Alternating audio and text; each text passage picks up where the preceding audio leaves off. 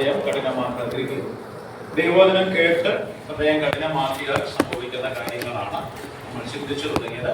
ആദ്യത്തെ ക്ലാസ്സിൽ നമ്മൾ ചിന്തിച്ച വിഷയം എന്ന് പറയുന്നത് എബ്രായ ലേഖനത്തെ ആസ്പദമാക്കി ദൈവവചനം കേൾക്കുക എന്നുള്ള കാര്യമാണ് നമ്മൾ ആദ്യമായിട്ട് കണ്ടത്. എബ്രായ ലേഖനത്തിന്റെ 2-ാം അധ്യായത്തെ ആസ്പദമാക്കി ദൈവവചനം കേൾക്കേണ്ടതിന്റെ 5 കൂട്ടം കാര്യങ്ങൾ നമ്മൾ കേട്ടു. ഇങ്ങനെയുള്ള ഇത്രയും ദൈവം അരുളി ചെയ്തു, അടയാളങ്ങളാൽ അത്ഭുതങ്ങളാൽ നൽകിയതും ആത്മാവിനാൽ സാക്ഷ്യപ്പെടുത്തിയതുമായ വചനത്തെ അവഗണിക്കരുത്. അവഗണിച്ചു കഴിഞ്ഞാൽ അതിന് ശിക്ഷയുണ്ട്. കാരണം ദൂതന്മാർ മുഖാന്തരം അരുളി ചെയ്ത വചനങ്ങൾ കേട്ട് അനുസരണക്കേട് കാണിച്ചപ്പോൾ ശിക്ഷയുണ്ടായി എങ്കിൽ അന്ത്യകാലത്ത് പുത്രമുഖാന്തരം നമ്മളോട് അരുളി ചെയ്ത വചനത്തോട് മത്സരം കാണിച്ചാൽ അതിന് ശിക്ഷാവധി കൂടുതലുണ്ട് എന്ന് നമ്മൾ കണ്ടു. അതിനുശേഷം എന്തൊക്കെ ശിക്ഷകളാണ്, ദൈവവചനത്തെ അവഗണിച്ചാൽ എന്തൊക്കെയാണ് സംഭവിക്കുന്നത്? ഒന്നാമത്തെ കാര്യം നമ്മൾ കണ്ടു, ഹൃദയം കഠിനപ്പെടാനായിട്ട് സാധ്യത. ഹൃദയകാഠിന്യം എന്താണ്, അതിലേക്ക് നയിക്കപ്പെടുന്ന അനേക കാര്യങ്ങൾ നമ്മൾ കണ്ടു. രണ്ടാമതായിട്ട് നമ്മൾ ചിന്തിച്ച് അവസാനിപ്പിച്ച വിഷയം ദൈവത്തിന്റെ സ്വസ്ഥതയിൽ പ്രവേശിക്കുവാൻ നമുക്ക് കഴിയുകയില്ല എന്നുള്ളതാണ്. സ്വസ്ഥത എന്ന് പറഞ്ഞാൽ എന്താണ് എന്ന് നമ്മൾ കണ്ടെത്തിയതിന്റെ അടിസ്ഥാനത്തിൽ ഒരു ഭൂതകാല സ്വസ്ഥതയെ കുറിച്ച് പറയുന്നുണ്ട്, വർത്തമാനകാല സ്വസ്ഥതയെ കുറിച്ച് പറയുന്നുണ്ട്, ഭാവികാല സ്വസ്ഥതയെ കുറിച്ച് പറയുന്നുണ്ട്. എബ്രായ ലേഖനം 4-ാം അധ്യായത്തിൽ പറയുന്നത് നമുക്ക് അവശേഷിച്ചിരിക്കും ഈ സ്വസ്ഥത ദൈവജനത്തിന് അവശേഷിക്കുന്നു, നമുക്ക് അനുഭവിക്കുവാൻ സാധിക്കുന്നതാണ്. ആ സ്വസ്ഥത എന്ന് പറഞ്ഞത് എന്താണ് എന്ന് നമ്മൾ കണ്ടു. അത് ആത്മരക്ഷയിലുള്ള ഒരു സ്വസ്ഥതയുണ്ട്. അത് നമ്മൾ ഒന്നും ചെയ്തില്ല, അത് കർത്താവ് നൽകുന്നതാണ്. എന്നാൽ അനുസരണത്തിൽ ലഭ്യമാകുന്ന ഒരു സ്വസ്ഥതയുണ്ട്. അത് കർത്താവിന് മുഖമേറ്റ് അവരോട് പഠിക്കുമ്പോൾ, അവിടുത്തെ വചനങ്ങൾ കേട്ട് അതിൻ പ്രകാരം നമ്മൾ ജീവിക്കുമ്പോൾ നമുക്ക് ലഭ്യമാകുന്ന സ്വസ്ഥതയാണ്. അതിന് കാശിനോ നമുക്കുള്ള എന്തെങ്കിലും കാര്യങ്ങൾക്ക് ഈ സ്വസ്ഥത നമുക്ക് നൽകുവാൻ സാധ്യമല്ല.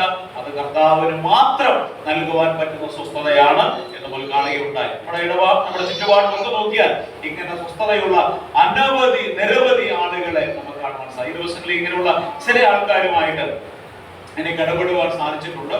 അതിൽ കഴിഞ്ഞ ദിവസം ഞാൻ വീട്ടിൽ പോയി പ്രാവശ്യം താമസിച്ചൊരു വീട് പത്തനാപുരത്തുള്ള സഹോദരി ക്യാൻസർ പ്രാർത്ഥിക്കുന്ന ആളെ ഞാൻ വളരെ താല്പര്യപ്പെടുന്നു. ഞാൻ പല കാരണങ്ങളായി എനിക്ക് താമസിക്കാൻ പോകാം, ഞാൻ ഫാമിലിയോട്. അപ്പൊ നമ്മൾ ചെല്ലുന്നതെന്ന് വിചാരിച്ച് ക്യാൻസർ രോഗിയല്ലേ, ക്ഷീണിതയായിരിക്കും. ഞങ്ങൾ ചെന്നപ്പോ ഗേറ്റ് തുറന്നു തന്ന് ഞങ്ങളെ വീട്ടിൽ കയറ്റി ഇങ്ങനെ രോഗിയാണെന്ന് പോലും അറിയാത്ത രീതിയിലാണ് ഞങ്ങൾ ഇടപെടുന്നത്. അപ്പൊ എല്ലാം പറഞ്ഞതിന് ശേഷം പറഞ്ഞു, ആദ്യമൊക്കെ സങ്കടമൊക്കെ ഉണ്ടായിരുന്നു. ദൈവം ഞങ്ങൾക്ക് ധാരാളം കൃപ നൽകും, ദൈവം ഇതിന്റെ മഹത്വം ഉണ്ടാകും. ഇതൊക്കെ ചുമ്മാ ഉണ്ടാക്കി പറയുന്ന കാര്യമാണ്. അത്രയും കയ്യെത്താൻ ദൂരത്തുള്ള ആൾക്കാരുടെ സാക്ഷ്യം, വിശ്വാസിയുടെ സാക്ഷ്യമാണ്. വേറൊരു സാക്ഷ്യം പറഞ്ഞിട്ടുള്ള കണ്ണൂര് കുടിയാമ്പലൊരു സൗകര്യമുണ്ട്, ആരംഭം കേട്ടോ, ശേഷിക്കുന്ന കഷ്ണങ്ങൾ അവർ തോട്ടം പിടിച്ച പുസ്തകം എഴുതുന്ന സൗകര്യം. അപ്പോൾ എൻ്റെ ഒരു സ്നേഹിതനാണ് ജോമോ തോമസ്. അപ്പോൾ അദ്ദേഹത്തിന്റെ മാതാവ് കുറെ ഒറ്റ കിടപ്പാണ്, വിസർജനങ്ങളൊക്കെ മക്കൾ തന്നെ മാറ്റിയുള്ള വർഷമായിട്ട് കിടപ്പാണ്. ഒരു മാസം കൊണ്ട് ഞാൻ അവിടെ വീട്ടിൽ പോയിരുന്നു. അപ്പോൾ ആദ്യമേ ഇങ്ങനെ വീട്ടിൽ കിടക്കുമ്പോൾ ഒരു സ്നേഹിതന്റെ അമ്മയെ കാണുമ്പോൾ ഞങ്ങൾ ഇങ്ങനെ എന്ത് പറയണമെന്ന് അറിയാതെ കുറച്ച് ബാക്കിയൊക്കെ ആശ്വാസ വാക്യങ്ങളൊക്കെ മനസ്സിൽ പറഞ്ഞു വെച്ച് പറയാൻ ചെന്നാണ്. കുറച്ച് കഴിഞ്ഞ് കഴിയുമ്പോൾ ഞങ്ങളെ ആശ്വസിപ്പിച്ചത് ഒരു അമ്മ മകളെ വിലയിലാണ് കർത്താവ് ഇങ്ങനെയുള്ള പരീക്ഷ ഉള്ളത് വരും, നിങ്ങൾ ധൈര്യമായിട്ടിരിക്കണമെന്ന് പറഞ്ഞ് ഞങ്ങളെ ആശ്വസിപ്പിച്ചു. അപ്പൊ ഞങ്ങൾക്ക് ഞങ്ങൾക്കാണോ പറഞ്ഞാൽ അവർക്കാണോ പറഞ്ഞാൽ തോന്നി പോകുന്നത് എന്ന് പറഞ്ഞാൽ അത് ദൈവകൃപയാണ്. ഇവിടെ കഴിഞ്ഞ മാസം ഞാൻ അവിടെ ചെന്ന് വർഷങ്ങളായിട്ട് ഒറ്റ കിടപ്പാണ്, വിസർജനങ്ങൾ മക്കളെടുക്കണം, പരാതിയില്ലാതെ ദൈവത്തെ സ്തുതിച്ചുകൊണ്ട് പ്രാർത്ഥിക്കപ്പെടാൻ. ഇത് ലോകത്തിനൊന്നും നടക്കാൻ പറ്റുന്ന കാര്യമാണ്. ഈ സ്വസ്ഥത നമുക്ക് അനുഭവിക്കാം. ഇത് കാശ് കൊടുത്താൽ കിട്ടത്തില്ല, കൊട്ടാര സമ്മാനം വീട് കൊടുത്താൽ കിട്ടത്തില്ല, വലിയ കാറ് വാങ്ങിച്ചാലും കിട്ടത്തില്ല. ഇതൊന്നും മോശമാണെന്ന് ബൈബിൾ പറയുന്നത്. എന്നാൽ ഇതിലല്ല സ്വസ്ഥത. അത് ദൈവവചനം അനുസരിക്കുമ്പോൾ സർവബുദ്ധിയെയും കവിയുന്ന ദൈവിക സമാധാനം എന്ന് പറയുന്ന ആ സമാധാനം. റോമാലേഖനം 5:1 പറയുന്നുണ്ട്, ദൈവത്തോട് ഒരു ചേർത്ത് പറഞ്ഞോട്ടെ, ദൈവത്തോടുള്ള സമാധാനമുണ്ട്, ദൈവിക സമാധാനമുണ്ട്. ഇത് രണ്ടും രണ്ടാണ്. അതാണ് ഒന്ന് ആത്മരക്ഷയിലുള്ള സമാധാനമാണ്, ദൈവത്തോടുള്ള സമാധാനം. ദൈവത്തോടുള്ള സമാധാനം, having been justified by faith we have peace with God. വിശ്വാസത്താൽ നീതീകരിക്കപ്പെടും നമുക്ക് എന്തുകൊണ്ട്? ദൈവത്തോട്. അതെന്താണെന്നറിയാമോ? ആദ്യത്തെ രക്ഷയിൽ, അതായത് പാപിയായ മനുഷ്യരും പരിശുദ്ധനായ ദൈവം തമ്മിൽ എന്താ? ശത്രുതയാണ്. ദൈവത്തിന് തന്നെ അടുത്തതിൽ അവർക്ക് പറ്റുന്നില്ല. അങ്ങനെ ആ ശത്രുത മാറ്റിയത് ക്രൂശ് മുഖാന്തരമാണ്. നമ്മളെ ഇനി ശത്രുക്കളായിട്ടല്ല ദൈവം കാണുന്നത്, ന്യായമായിട്ടാണ്, മക്കളായിട്ടാണ്. അപ്പൊ വിശ്വാസത്താൽ നീതീകരിക്കപ്പെട്ടപ്പോൾ നമുക്ക് ദൈവത്തോട് സമാധാനമുണ്ട്. ദൈവിക സമാധാനം, ദൈവത്തിന്റെ സമാധാനം നമുക്ക് നൽകി. ഞാനിവിടെ സമാധാനം നിങ്ങൾക്ക് നൽകിയിട്ട് പോകുന്നതാണ് ആ സമാധാനം. പിന്നീട് പറയുന്നുണ്ട് ദൈവിക സമാധാനം, the peace of God that surpasses all understanding, സർവബുദ്ധിയെയും കവിയുന്ന ദൈവിക സമാധാനം. അത് എന്ത് ചെയ്യണം? നമ്മൾ ആ ലേഖനത്തിൽ തന്നെ ഫിലിപ്പിയർ പറയുന്നുണ്ട്, നിങ്ങളുടെ ചിന്താഗതികളെല്ലാം ആരിട്ടുകൊള്ളുക. കർത്താവിൽ നമ്മുടെ ചിന്താഗതികളല്ല. ഇത് കർത്താവ് പറയുന്നത് അനുസരിച്ച് ജീവിക്കുമ്പോൾ കഷ്ടങ്ങളും പ്രയാസങ്ങളും ഉണ്ടാകത്തില്ല എന്നല്ല, അതെല്ലാം ഉണ്ടാകും, പ്രതിസന്ധികൾ ഉണ്ടാകും. അതിനെല്ലാം മധ്യത്തിൽ നമുക്ക് ശാന്തതയോടെ സമാധാനത്തോടെ ജീവിക്കാൻ പറ്റും. അങ്ങനെ ജീവിക്കുന്ന ഭക്തന്മാർ, ഈ സത്യം അറിയാവുന്നവരും അതിപ്രകാരം ജീവിക്കുന്നവരും വളരെ വിരളമാണ് വിശ്വാസികളുടെ ഇടയ്ക്ക്. വേറൊരു കാര്യം, ഇതെല്ലാവർക്കും അനുഭവവേദ്യമാണ്, എല്ലാവർക്കും പ്രാപ്യമാണ് ഈ സമാധാനം. എന്നാൽ പ്രാപിക്കുന്നവർ വളരെ ചുരുക്കമാണ്. പ്രാപിക്കണമേ എന്ത് ചെയ്യണം? അവൻ മുഖമേറ്റ് അവനോട് പഠിക്കണം. എന്റെ കുഞ്ഞുങ്ങളെ, സഹോദരന്മാരെ, സഹോദരന്മാരെ നമുക്ക് ഇത് അനുഭവിക്കുവാൻ പറ്റും. ഈ അനുഭവമാണ് നമ്മുടെ ജീവിതത്തിന്റെ പ്രതിസന്ധികൾ നമ്മൾ മുമ്പോട്ട് നയിക്കുന്നത്. ഈ സ്വസ്ഥത അനുഭവിക്കുവാൻ കർത്താവ് നമ്മളെ സഹായിക്കട്ടെ. ആ വിഷയം ക്ലിയർ ആയി എന്ന് ഞാൻ വിശ്വസിക്കുന്നു. പലർക്കും ഇത് ഭയങ്കര കൺഫ്യൂഷനുള്ള കാര്യമാണ്. വളരെ ലളിതമാണ്. വചനത്തിൽ പറഞ്ഞിരിക്കുന്ന കാര്യങ്ങൾ എന്തൊക്കെയാണ് കൃത്യമായി മനസ്സിലാക്കിയാൽ അത് വളരെ ക്ലാരിറ്റിയുള്ള കാര്യമാണ് എന്ന് മനസ്സിലാക്കി വിചാരിക്കാം. മൂന്നാമത്തെ കാര്യത്തിലേക്ക് പോകും. ഇത് ക്ലാസ് ആയതൊരു സംശയം ഉണ്ടെങ്കിൽ ചോദിച്ചോളാം. ഇത് ക്ലാസ് ആണ്, ഇതൊരു പ്രസംഗമല്ല, ക്ലാസ് തന്നെയാണ്. സംശയം ഉണ്ടെങ്കിൽ ക്ലാരിറ്റി ഇല്ലെങ്കിൽ ചോദിച്ചോളാം. ക്ലിയർ ആയിട്ട് ചോദിക്കാം. ഓക്കെ, മൂന്നാമത്തെ കാര്യത്തിലേക്ക്. അപ്പോൾ ദൈവവചനം കേട്ട് അതിനോട് അനുസരിക്കാതിരുന്നാൽ, കേൾക്കണം, കേട്ടിട്ട് മത്സരമുള്ളവരായി തീർന്നാൽ, അവഗണിച്ചാൽ ഹൃദയം കഠിനപ്പെടും, രണ്ട് സ്വസ്ഥത നഷ്ടപ്പെടും. മൂന്നാമത്തെ കാര്യം 5-ാം അധ്യായത്തിന്റെ 11-ാമത്തെ വാക്യം, എബ്രായ ലേഖനം 5:11.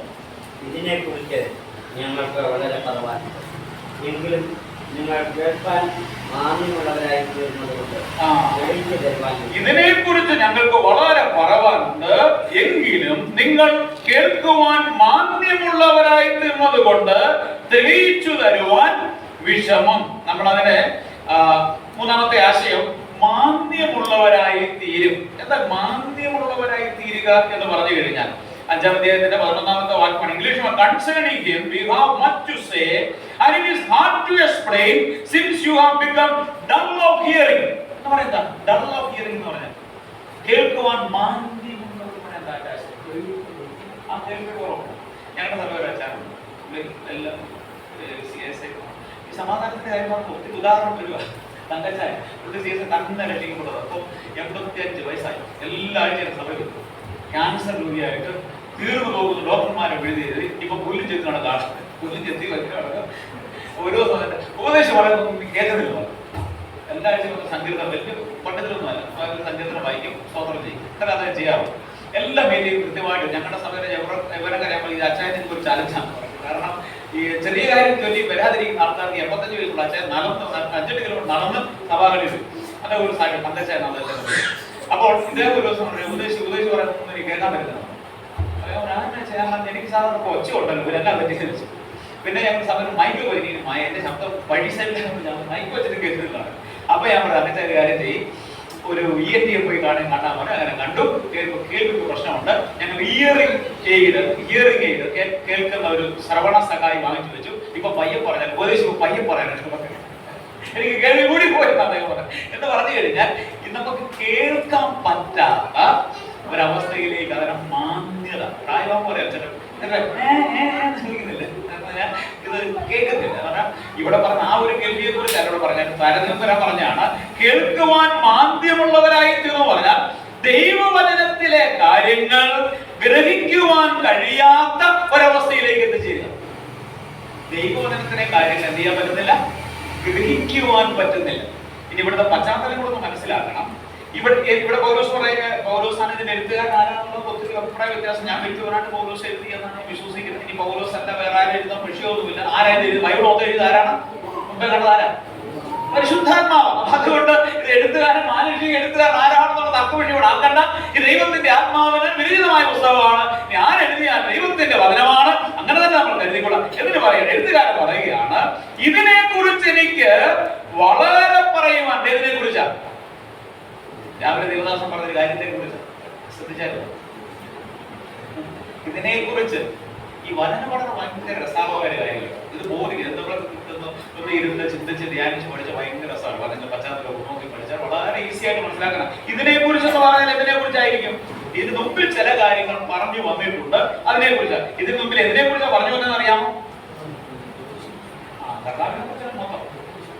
അതാണ് കർത്താവായ യേശുക്രിസ്തുവിന്റെ പൗരോഹിത്യം അഹരോന്യ പൗരോഹിത്യമല്ല, അതിനേക്കാൾ ശ്രേഷ്ഠമായ മൽക്കീസേദെക്കിന്റെ ക്രമപ്രകാരമുള്ള പൗരോഹിത്യമാണ് യേശുക്രിസ്തുവിന്റെ പൗരോഹിത്യം എന്ന് പറഞ്ഞു വരിക. ഇത് പറഞ്ഞു വരുമ്പോൾ എഴുത്തുകാരൻ പറയാം, ഇതിനെ കുറിച്ചൊക്കെ പറയാനുണ്ടെങ്കിലും പറഞ്ഞ എന്ത് ചെയ്യത്തില്ല, മനസ്സിലാക്കത്തില്ല, മാതൃകയുള്ളവരായി തീർന്നു. കാരണം ഹൃദയം കഠിനമാക്കി. ഒന്നാമത്തെ കാര്യം, ഇവർക്ക് ഒരു സ്വസ്ഥതയില്ലാത്തതിന്റെ പിന്നാലെ എല്ലാം പോവുക. കാരണം ദൈവത്തെ വിട്ട് റോമൻ സാമ്രാജ്യത്തിന്റെ സംരക്ഷണം നേടുവാൻ മറ്റതിന്റെ പലതിനൊക്കെ പിന്നാലെ പോവുക. സ്വസ്ഥതയെല്ലാം പോയി. പിന്നെ ഈ സ്വസ്ഥതയില്ലാതെ വന്നിരിക്കുന്നവൻ ഈ വചനം കേട്ടാലോട്ട് എന്ത് ചെയ്യില്ല? മനസ്സിലാക്കി ഞാൻ കറിയത് എവിടൊക്കെ കയറുന്നുണ്ടെന്ന് അറിയാം. ഇവിടെ ഇരുന്ന് ഇങ്ങനെ നോക്കിയാൽ മതി. ചിലത് ഇങ്ങനെ തലയ്ക്ക് മീതെ കൂടി ഇങ്ങനെ പോകുന്നുണ്ട്, ചിലത് ഹൃദയത്തിനകത്തുകൂടി ഇങ്ങനെ പോകുന്നുണ്ട്, ചിലത് ഏതപ്പാ ബോധം അങ്ങനെ ഇങ്ങനെ ഇരിക്കുന്നുണ്ട്. കാരണം ചിലർക്ക് മനസ്സിലാകുന്നില്ല. എന്നാന്നറിയാവോ? കുഴപ്പമല്ല, ചിലതിന് കുഴപ്പം മാന്ദ്യമുള്ളവരായി. അവസാനം ഈ ആൾക്കാർ വെളിയിലിറങ്ങിട്ട് എന്നെ കുറിച്ചല്ലേ പൊതുവെ പറയാം, ഇവിടെ ഉള്ളവരല്ല, പൊതുവെ വിശ്വാസികൾ പറയുന്ന ഡയലോഗാണ്.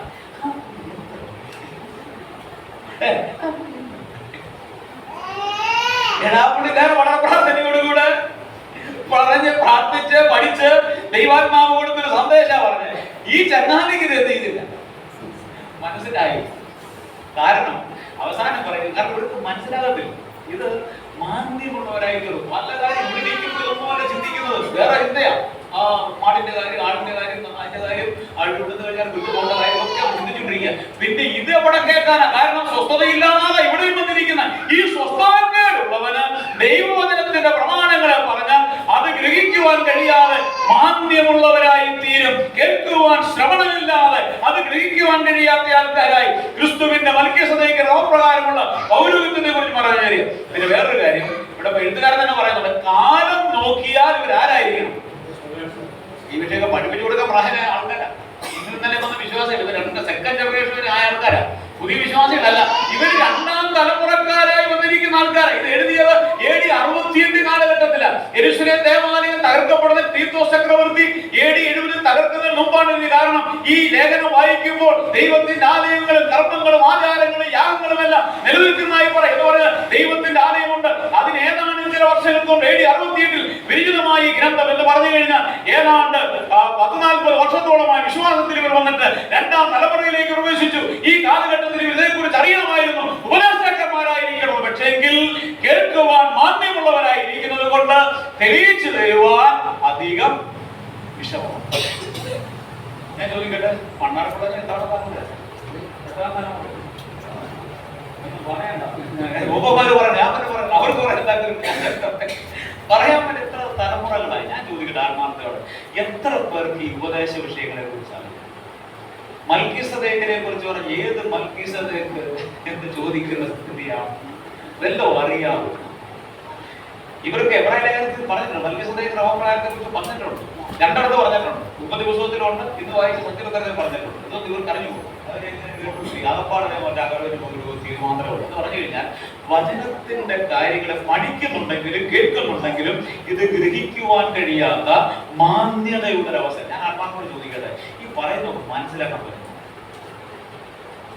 ദൈവവചനം കേൾക്കുമ്പോൾ ആരോട്ടെ ആരുമാണ് നമുക്ക് ഈ വചനം ഗ്രഹിക്കാൻ പറ്റും? അതൊരു വലിയ ദൈവകൃപയാണ്. ഈ വചനം ഗ്രഹിക്കാൻ പറ്റാത്തതിന്റെ കാര്യം ഒറ്റ ദിവസം കൊണ്ട് സംഭവിക്കുന്നതാണ്. ഞാൻ ഈ വചനം പഠിപ്പ് ക്ലാസ് എടുക്കാനൊക്കെ പുതിയ വിശ്വാസികളടക്കി ചെല്ലാറുണ്ട്. എന്ത് പെട്ടെന്ന് അവർ ഗ്രഹിക്കുന്ന അറിയാമോ?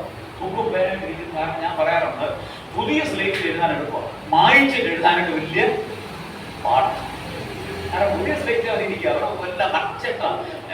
ചില സ്ഥലങ്ങളിൽ ക്ലാസ്സിൽ പോയ അവരിങ്ങനെ വളരെ ആകാംക്ഷയോടിരിക്കും. ഓരോ വാക്കുകൾ ഇങ്ങനെ എഴുതിയെടുത്ത് അവരത് ഗ്രഹിച്ച് അത് കഴിയുമ്പോൾ അടുത്ത ക്ലാസ് ചെയ്യുമ്പോൾ അവർ പറയും, നിങ്ങളൊന്നും എടുക്കാറുണ്ട് പഠനം വിഷയം പല ഗ്രഹിക്കുന്ന ആൾക്കാരൊക്കെ കൂടെ ഉണ്ട്. അപ്പൊ നിങ്ങളെ കുറച്ച് മോശം നല്ല കാര്യം കണ്ടിട്ട് നല്ലതല്ല മൊത്തം മോശം പറഞ്ഞിട്ട് പോകാൻ പാടില്ല. അപ്പൊ ഗ്രഹിക്കുന്നവർ ഞാൻ ചോദിക്കുന്നത്, വ്യക്തിപരമായി ദൈവവചനം കേൾക്കുമ്പോൾ അത് ഗ്രഹിക്കുവാനുള്ള ഒരു ത്രാണി എനിക്കുണ്ടോ? അതെല്ലാം കേട്ടിട്ട് മനസ്സിലാക്കുവാൻ കഴിയാത്ത, ഈ ഉപദേശ വിഷയങ്ങളെ മനസ്സിലാക്കുവാൻ കഴിയാത്ത വല്ലാത്തൊരു മാന്യത ഉണ്ടായിട്ടുണ്ടോ എന്ന് ചിന്തിക്കണം. അതുണ്ടാകുന്നതിന്റെ മൂന്നാമത്തെ ഈ കാര്യങ്ങൾ ഇതെല്ലാം ഒന്നിനോടൊന്ന് ബന്ധപ്പെട്ടിരിക്കുന്ന, ഒന്ന് ഹൃദയത്തെ കഠിനമാക്കും, രണ്ട് നമ്മുടെ എന്ത് ചെയ്യും, സ്വസ്ഥതയും സമാധാനം ദൈവിക സ്വസ്ഥതയിൽ പ്രവേശിക്കത്തില്ല, ദൈവവചനം അനുസരിക്കത്തില്ല. അനുസരിക്കാത്ത ആൾക്കാർക്ക് ഇതൊക്കെ കേൾക്കാനായിട്ട് ഉണ്ടാകുന്നില്ല. താല്പര്യമില്ല, അതിന് ചെവിയും കാണാനില്ല. വചനം കേട്ട് വേറൊരു കാര്യം പറയട്ടെ, ബാക്കി എല്ലാ പുസ്തകങ്ങളും പഠിച്ചാൽ മതി. ഇല്ല മക്കളെ, നല്ലൊരു പഠിച്ച പരീക്ഷ എഴുതിയ മാർക്ക് കിട്ടും. പിന്നെ അതിന് തീരെ ഓർത്താലും ഇല്ലേലും കുഴപ്പമൊന്നുമില്ല, മാർക്ക് കൈ കിട്ടിയാൽ പിന്നെ സേഫ് ആയി. അത്ര വളരെ കാര്യം. ഈ സാധനം അങ്ങനെ ഇത് പഠിച്ച് പാസ്സായിട്ട് സൺഡേ സ്കൂളിൽ ഫുൾ മാർക്ക് കിട്ടുന്ന കാര്യമില്ല. ഇത് പ്രായോഗികമാക്കുമ്പോഴാണ് എന്ത് ചെയ്യുന്നറിയാവോ, നമ്മുടെ കണ്ണുകൾക്ക് തുറവിയുണ്ടാകും. അവിടെയാണ് ഈ കർത്താവ് അനുസരിച്ചാൽ എനിക്ക് അനുഗ്രഹം ഉണ്ടാകും, സ്വസ്ഥത ഉണ്ടാകും കുടുംബത്തിൽ. അത് ഞാൻ അനുസരിച്ച് വരുമ്പോൾ ഉണ്ടാകുന്ന അനുഭവം ഉണ്ടല്ലോ, അങ്ങനെ ഓരോന്നായി അനുഭവിച്ച് അനുസരിച്ച് ക്രിസ്തുവിന്റെ ദിവ്യമായ സ്വരൂപത്തോട് നമ്മൾ അനുരൂപരായി തീരുമ്പോൾ നമുക്ക് മാന്യതയല്ല, ദൈവവചനം കേൾക്കുവാൻ ആർത്തി ഉണ്ടാകും. ആ ആർത്തി ഉണ്ടായപ്പോഴാണ്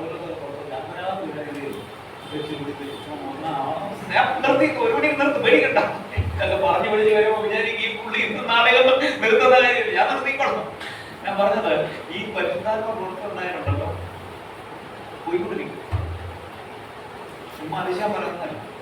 ഞങ്ങളുടെ കഴിഞ്ഞ ആഴ്ച ഒരു സ്ഥലത്ത് അതിനൊരു ഡോക്ടർ ഉണ്ടാവില്ല, പഞ്ചക്കുള്ളിൽ അവർക്ക് വചനം എങ്ങനെ പഠിക്കണമെന്ന് പറഞ്ഞു.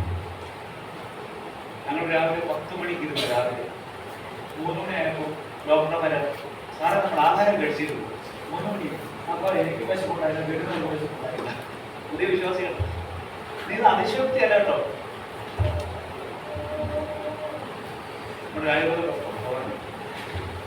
ചോദിച്ചാൽ 2 ആഴ്ച പോകണ്ടേ, ഞാനും പഠിപ്പിച്ച ഞാനും മനസ്സിലാക്കിയില്ല, കേട്ടുകൊണ്ടിരുന്ന സാറ് നമുക്ക് 3 മണി ആകാൻ അതുവരെ ഇരുന്നിട്ട് ആർക്കും പോകഴിച്ചില്ല, ആർക്കും അതിൽ വ്യതിചലനം ഉണ്ടായില്ല. കാരണം ദൈവവചനം നമുക്ക് ഗ്രാഹ്യമായി തീരുന്നു. അത് മനസ്സിലായിക്കൊണ്ടിരിക്കുമ്പോൾ ആ ഒരു തലത്തിലേക്ക് നമ്മൾ വളരണം. ദൈവം നമ്മളെ സഹായിക്കട്ടെ. ഇത് ഉറങ്ങാനായിട്ടുള്ളൊരു ഗ്രന്ഥമല്ല ബൈബിൾ. ഉറക്കം വന്നില്ലേ, ഇത് വായിച്ചാൽ എന്ത് ചെയ്യും? ഉറങ്ങത്തില്ല. ഞാൻ ചിലപ്പോൾ രാവിലെ ചായ ഇട്ടുണ്ട്, ഞാൻ ഇരിക്കുക, ഇങ്ങനെ വായിച്ചുകൊണ്ടിരിക്കുക, ഇച്ച ഉറങ്ങിയില്ല, ഇല്ല ഉറക്കം വരത്തില്ല. എനിക്ക് ധ്യാനത്തേക്ക് എന്തുമല്ല, ചില ദിവസം വായിച്ചു നാം ഉറങ്ങുന്ന വസ്തുവല്ല.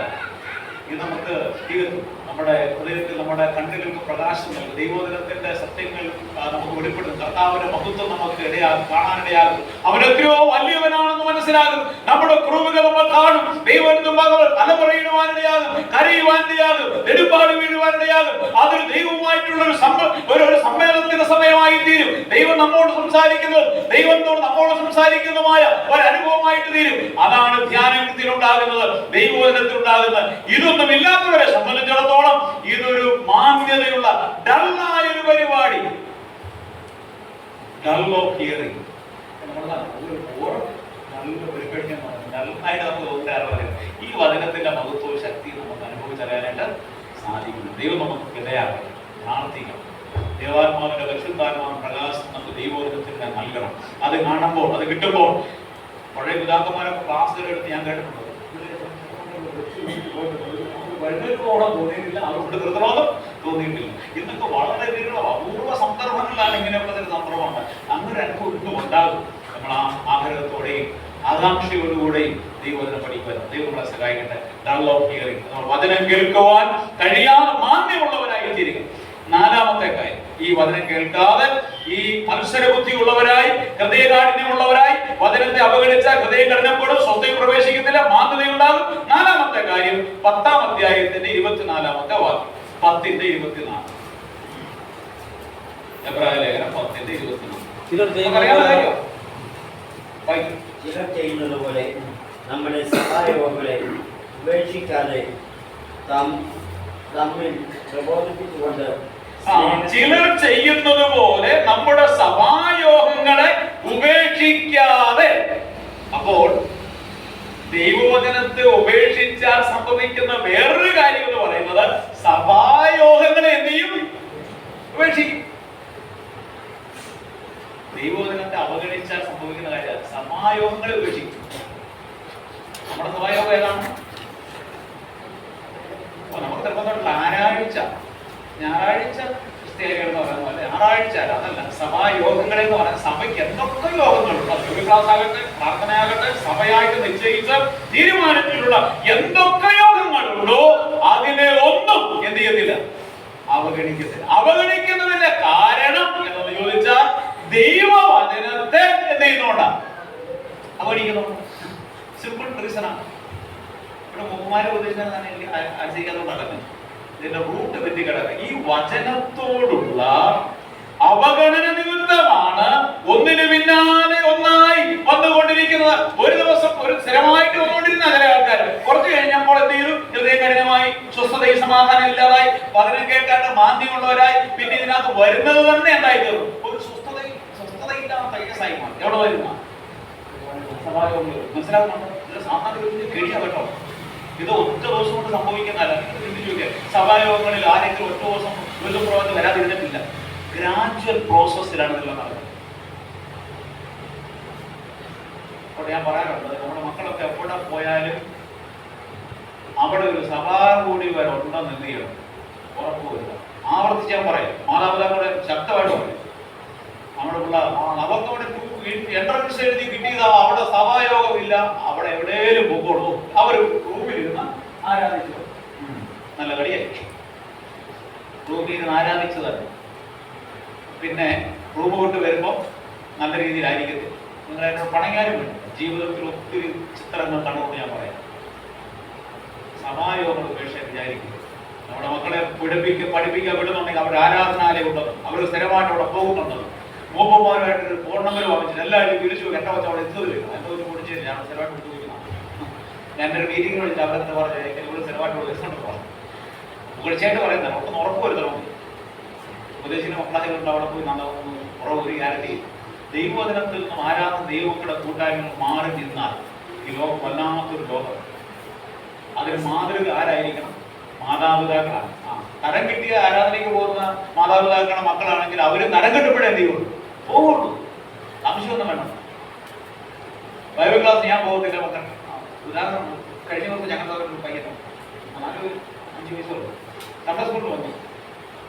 അപ്പൊ ഞാൻ ചോദിച്ചു, ഇങ്ങനെയാണ് അടങ്ങൾ വരാം. അപ്പം വരാത്തോണ്ട് ഞാൻ വന്നില്ല. അപ്പന് ഈ 10 പശു ഒരു പറഞ്ഞ കാര്യമില്ല. അവരുടെ പശു എല്ലാ ഞായറാഴ്ച പ്രസവിച്ചു. എടാ ഞാൻ പറഞ്ഞു, ബംഗാളിയിലേക്ക് തീർത്ത് ഇതെല്ലാം തന്നെ ഭയങ്കര അധ്വാനിയാണ്. ഒരു കുഴപ്പമുള്ള സോറല്ല, നല്ല സോറുണ്ട്, അതിന് കുഴപ്പമൊന്നുമില്ല. ഈ ഒരു കുഴപ്പമില്ല. ഞായറാഴ്ച പശു നോക്കി ആരാധിക്കുന്ന ബൈബിൾ ക്ലാസ്സിന്റെ കുഴപ്പമില്ല. ഈ കൊച്ചു പറഞ്ഞു, എന്ത് പറഞ്ഞു? അപ്പം വരാത്തോണ്ട് ഞാൻ വിനോയി കേട്ടല്ലോ, അപ്പം വരാത്തത് നാം വരത്തില്ല. നീ കൊടുക്കുന്ന മാതൃക ഇവൻ പശുവിനെ അല്ല വേറെ ഒന്നിന്റെ പുറകെ പോയില്ല വരത്തില്ല. ഇപ്പൊ കിടക്കാനൊക്കെ വരുന്നുണ്ട്, മറ്റൊന്നുമില്ല. പ്രിയപ്പെട്ട നമ്മുടെ ഒരു കാര്യം മനസ്സിലായിക്കണം. ഈ മക്കളൊക്കെ പണ്ടത്തെ അപ്പന്മാരൊക്കെ പറഞ്ഞു കഴിഞ്ഞാൽ ചോദിക്കാം. ഇപ്പോൾ മക്കളൊക്കെ തന്നെ ചോദിക്കില്ല. എന്നെ ചോദിക്കും. അപ്പൊ അങ്ങനെയൊക്കെ ചോദിക്കും. നമുക്ക് ഉത്തരം പറയാനില്ലാതെ വരും. നമ്മുടെ ജീവിതത്തില്ലാത്ത കാര്യം നമ്മുടെ തലമുറ അനുസരിക്കാൻ പോകുന്നില്ല. അതുകൊണ്ട് ഈ സഭയിലെ മീറ്റിംഗ് എന്നൊക്കെ പറയുമ്പോൾ ഈ ഉമ്മമാരൊക്കെ എന്തെങ്കിലും പറയുമ്പോൾ അവരോട് പറഞ്ഞിട്ട് കാര്യം, ഉപദേശിമാരോട് പറഞ്ഞിട്ട് കാര്യം, നമ്മുടെ നന്മയ്ക്ക് വേണ്ടി പറയാം, നമ്മുടെ കുടുംബത്തിന് നന്മയ്ക്ക് വേണ്ടി പറയാം. മുടക്കരുത് കേട്ടോ. സഭയിലുള്ള ഏത് മീറ്റിംഗ് ആണ് മുടക്കരുത്. അതുകൊണ്ട് നമുക്കൊരു മുടക്കവും വരത്തില്ല, നമുക്കൊരു തിന്മയും ഉണ്ടാകത്തില്ല, നമുക്കൊരു നാശം ഉണ്ടാകത്തില്ല, ഒരു നഷ്ടവും ഉണ്ടാകത്തില്ല. ആരൊക്കെ ആരാധനയ്ക്കും ബൈബിളിൽ എടുത്ത് അതിൻ്റെതായ സമയങ്ങളിൽ ദൈവത്തിന് പ്രഥമസ്ഥാനം കൊടുത്തോ അവരെല്ലാം ദൈവം ആദരിച്ചിട്ടേ ഉള്ളൂ. ദൈവത്താൽ ആദരിക്കപ്പെടുന്നവരുണ്ടാവട്ടെയാകട്ടെ. സഭായോഗങ്ങളുടെ ഉപേക്ഷ ഇതെല്ലാം പയ്യാണ്. എന്താ പറയുക, ഹൃദയഘടകമാക്കി സ്വസ്ഥതയില്ലാതെ വന്നു. പിന്നെ വചനം കേൾക്കുന്ന ഒരു മാന്യതയാണ്, ഒരു ബോർ ബിസിനസ്സായി. ആരാധനയ്ക്ക് വന്നാൽ ഇരിക്കാൻ വല്ലാത്ത സ്വസ്ഥതയാണ്. വചനം കേൾക്കുന്ന സ്വസ്ഥതയാണ്, സ്വസ്ഥത അസ്വസ്ഥതയാണ്. വല്ലാത്തൊരു അന്തരീക്ഷത്തിലേക്ക് പിന്നെ പോകണ്ടെന്ന് വിചാരിച്ച് സഭായോഗങ്ങൾ ഉപേക്ഷിക്കുവാൻ തുടങ്ങി. 4-ാമത്തെ എത്രയും പറയുന്നത് 5-ാമത്തെ കാര്യം. 5-ാം അധ്യായത്തിന്റെ 12-13 വാക്യം. എബ്രായ ലേഖനം 5-ന്റെ ഈ വചനത്തെ അവഗണിക്കുമ്പോൾ സംഭവിക്കുന്ന ഗ്രാജുവലായി നടക്കുന്ന 5-ാമത്തെ കാര്യമാണ് 5-ാം അധ്യായത്തിന്റെ 12-13 വാക്യം. കാലം നോക്കിയാൽ ഇപ്പോൾ ഉപദേഷ്ടാക്കന്മാർ ആയിരിക്കേണ്ടുന്ന നിങ്ങൾക്ക് ദൈവത്തിന്റെ അരുളപ്പാടുകളുടെ ആദ്യ പാഠങ്ങളെ തന്നെ വീണ്ടും ഉപദേശിച്ചു തരുവാൻ ആവശ്യമായിരിക്കുന്നു. കട്ടിയായുള്ള ആഹാരമല്ല, പാലത്രേ നിങ്ങൾക്ക് ആവശ്യമെന്ന് വന്നിരിക്കുന്നു. പാൽ കുടിക്കുന്നവൻ എല്ലാം നീതിയുടെ വചനത്തിൽ പരിചയമില്ലാത്തവനത്രേ.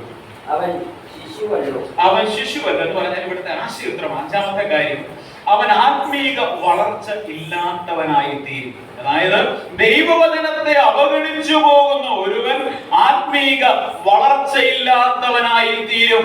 അഞ്ചാമത്തെ കാര്യം അതാണ്. ആ ദൈവവചനത്തെ അവഗണിക്കുമ്പോൾ ഹൃദയം കഠിനപ്പെടും, ദൈവത്തിന്റെ സ്വസ്ഥയിൽ പ്രവേശിക്കുകയില്ല, മാന്യമുള്ളവരായി തീരും, സഭായോഗങ്ങൾ ഉപേക്ഷിക്കും.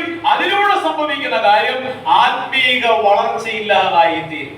ഈ വളർച്ച ഉണ്ടാകുന്നതെല്ലാം ഈ മുമ്പിൽ പറഞ്ഞ കാര്യങ്ങളെല്ലാം ആത്മീക വളർച്ചയ്ക്ക് അനിവാര്യമാണ്. ചില ആൾക്കാർ വിചാരിച്ചിരിക്കുന്നത് ഞാൻ വീട്ടിൽ ഇരുന്ന പ്രാർത്ഥിക്കും, എനിക്ക് ധ്യാനം ഡയറക്റ്റ് കണക്ഷൻ ആകട്ടെ, ആരോടാ? ദൈവമായിട്ട് നേരിട്ട് ബന്ധപ്പെട്ടുകൊണ്ടിരിക്കുകയാണ്. അവർക്ക് ദൈവമായിട്ട് മാത്രമേ ബന്ധമുള്ളൂ, മനുഷ്യരുമായിട്ട് സഭായോഗമായിട്ട് ഒരു ബന്ധവുമില്ല. കടത്തരം. Vertical and horizontal relationship should be maintain. അതായത് നമുക്ക് ദൈവത്തോട് അതുപോലെ തന്നെ സമവിശ്വാസികളോടുമുള്ള ബന്ധങ്ങൾ വെച്ച് പുലർത്തുന്നവനാണ് ആത്മീക വളർച്ചയുള്ളത്. ഇവിടെ നമ്മൾ വായിച്ച് കേട്ട വേദഭാഗത്ത് നമ്മൾ ഇവിടെ പറഞ്ഞു വരുന്ന വിഷയം പ്രകാരം ഓരോ ഇതൊക്കെ പറഞ്ഞു വരിക, ഇതൊക്കെ പറഞ്ഞു വന്നിട്ട് പറയുകയാണ്, കാലം നോക്കിയാൽ നിങ്ങൾ ഉപദേശകന്മാരായിരിക്കണം, ദൈവത്തിന്റെ അരുളപ്പാടുകളുടെ ആദ്യപാഠങ്ങളെ തന്നെ ഉപദേശിച്ചു തരുവാൻ ആവശ്യമായിരിക്കുന്നു. കട്ടിയായ ആഹാരമല്ല, പാലത്തിലേക്ക് ആവശ്യമായിരിക്കുന്നു. പാല് കുടിക്കുന്നവനെല്ലാം നീതിയുടെ വചനത്താൽ പരിചയമില്ലാത്തവനത്രേ. അവൻ ശിശുവല്ലോ എന്ന് പറഞ്ഞു കഴിഞ്ഞാൽ ആത്മീക വളർച്ചയില്ലാതെ ശിശുക്കളുടെ സ്വഭാവ സവിശേഷതകൾ വെളിപ്പെടുത്തുന്ന ആത്മീക പക്വതയില്ലാത്ത വിശ്വാസികൾ. ഇതേ കാര്യം തന്നെ കുരുന്തലേഖനത്തിൽ പറയുന്നുണ്ട്. 3 ആൾക്കാരെ കുറിച്ചാണ് കുരുന്തലേഖനത്തിൽ പറയുന്നത്. 2-ാം അധ്യായത്തിന്റെ 14 തൊട്ട് 3-ാം അധ്യായത്തിന്റെ ആദ്യ വാക്യങ്ങൾ പറഞ്ഞു വരുമ്പോൾ പ്രാകൃത മനുഷ്യൻ, ജഡീകൻ, ആത്മീകൻ. പ്രാകൃത മനുഷ്യൻ എന്ന് പറഞ്ഞാൽ രക്ഷിക്കപ്പെടാത്ത ആൾക്കാരാണ്, പ്രകൃതിദത്തമായ സ്വഭാവം. ജഡീകൻ ആരാണ്? രക്ഷിക്കപ്പെട്ടവനാണ്, ജഡത്തെ അനുസരിച്ച് ജീവിക്കുന്നവനാണ്. 3-ാമത്തെ ആൾ ആത്മീകൻ, രക്ഷിക്കപ്പെട്ട് കർത്താവിന്റെ മുഖമേറ്റ് അവന്റെ സ്വസ്ഥതയിൽ പ്രവേശിച്ച് ജീവിക്കുന്നവരാണ് ആത്മീകൻ എന്ന് പറയുന്നത്. അപ്പോൾ ഈ ജഡീകന്മാരെ കുറിച്ച് പറയണം, അവരാരാണ്? ശിശുക്കളാണ്. നിങ്ങൾ ഇപ്പോഴും പാല് കുടിച്ചുകൊണ്ടിരിക്കുന്നവരാണ്. എന്റെ അർത്ഥം തന്നെ ശിശുക്കളുടെ പ്രധാനപ്പെട്ട കുഴപ്പമല്ല ശിശുക്കളെന്നാണ്. പാല് കുടിക്കുന്ന മോശം. ഇപ്പോൾ ശിശുക്കളെ പോലെ വചനമെന്ന മായമില്ലാത്ത പാല് കുടിപ്പാൻ വാഞ്ചിട്ട്. പിന്നെ ഈ ശിശുക്കൾ അവിടെ ഗുരുതലേഖനത്തിൽ പറയുന്നുണ്ട്, നിങ്ങളുടെ ശേഷം മനുഷ്യപ്പോൾ അടക്കുന്നു, നിങ്ങളുടെ എന്നാണ്ട് ഈശയുണ്ട്, പിണക്കമുണ്ട്. ഇതെല്ലാം സ്വഭാവം. ശിശുക്കൾ എന്നതിനാണ് എന്നോട് ഞാൻ സൗരോട് മിണ്ടിയില്ല, ഞാൻ അടുത്ത സ്വഭാവം വരുന്നില്ല, കൂട്ടുകിട്ടി 60 വയസ്സുള്ള എന്നോട് അവൻ മിണ്ടിയില്ല. കൊച്ചു ഞങ്ങളുടെ കൂട്ടുകിട്ടി. ഇന്ന് വേറൊരു പാട്ട് പറഞ്ഞു, ഞങ്ങളുടെ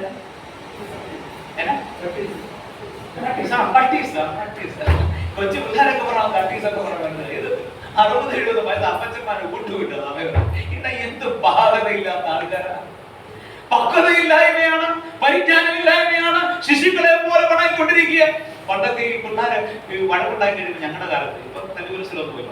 എന്റെ കല്ലുകുലസിൽ താടാ, എന്റെ റബ്ബർ താടാ എന്നൊക്കെ പറഞ്ഞ് ചിരിച്ച് വാങ്ങിക്കുമായിരുന്നു. അതാണ് അപക്വത. ഇന്നത്തെ കാലത്ത് ചോദിക്കുന്നില്ല, ഒരുവിധം പാകത അങ്ങനത്തെ കാര്യങ്ങൾ പിടങ്ങാൻ പോലും ചോദിക്കുന്നില്ല എന്ന് പറഞ്ഞു കഴിഞ്ഞാൽ പക്വതയില്ലായ്മ. പിന്നെ ശിശുക്കളെ പോലെ പാല് കുടിച്ചുകൊണ്ടിരിക്കും. അതായത് ഞാനിവിടെ ക്ലാസ് എടുത്തുകൊണ്ടിരിക്കുന്നത് ഞാനിങ്ങനെ വെള്ളം കുടിച്ചുകൊണ്ടിരിക്കുന്ന കുഴപ്പമൊന്നും, ഞാൻ ഈ ബാഗിനകത്ത് ഒരു ലിക്വിഡ് ഉപയോഗം വന്നിട്ട് ഇടയ്ക്കിടയ്ക്ക് ക്ലാസ് എടുത്തുകൊണ്ടിരിക്കുക. ഇടയ്ക്ക് ലിക്വിഡ് ഉപയോഗം വന്നിട്ട് കുടിച്ചുകൊണ്ടിരുന്ന കണ്ടത് കുഴപ്പമുണ്ട് കേട്ടോ.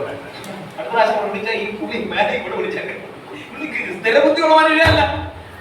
ഇവിടെ കണ്ട് കൊച്ചു വരുന്നത് വിളിച്ചാൽ നമ്മളാരും ചെയ്തില്ല, പ്രായം ചെയ്തു.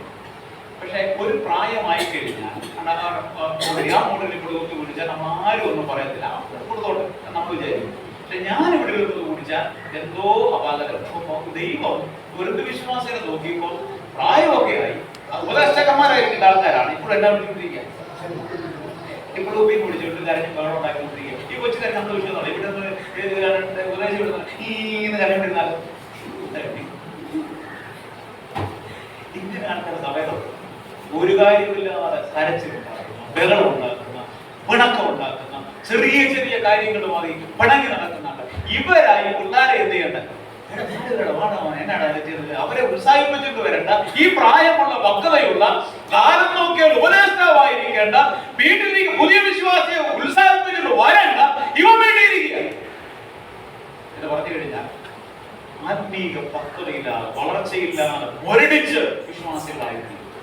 ഇവിടെ നമുക്ക് ആത്മീയ പക്വതയുണ്ട്. നമുക്ക് വിവേകത്തോടുകൂടെ ഇടപെടാം. നമ്മുടെ കുടുംബങ്ങളിൽ, സഭകളിൽ ഇടപെടുന്ന കാര്യങ്ങളിൽ ഇത്രയും നാളായി വിശ്വാസത്തിൽ വചനം എത്രയോ കേട്ടു, അതിനനുസരിച്ച് പാകതയുണ്ടാകാതെ, ആത്മീക പക്വതയില്ലാതെ നമ്മൾ മറ്റുള്ളവരെ ഉത്സാഹിപ്പിച്ചു കൊണ്ടുവരുന്നവരാ. നമ്മളെ ഉത്സാഹിപ്പിക്കാൻ വേണ്ടി നമ്മൾ മുടങ്ങിയിരിക്കുന്നുവെങ്കിൽ നമ്മുടെ ആത്മീക വളർച്ച എവിടെ ഇരിക്കുന്നുവെന്ന് ചിന്തിപ്പാനിടയാകട്ടെ.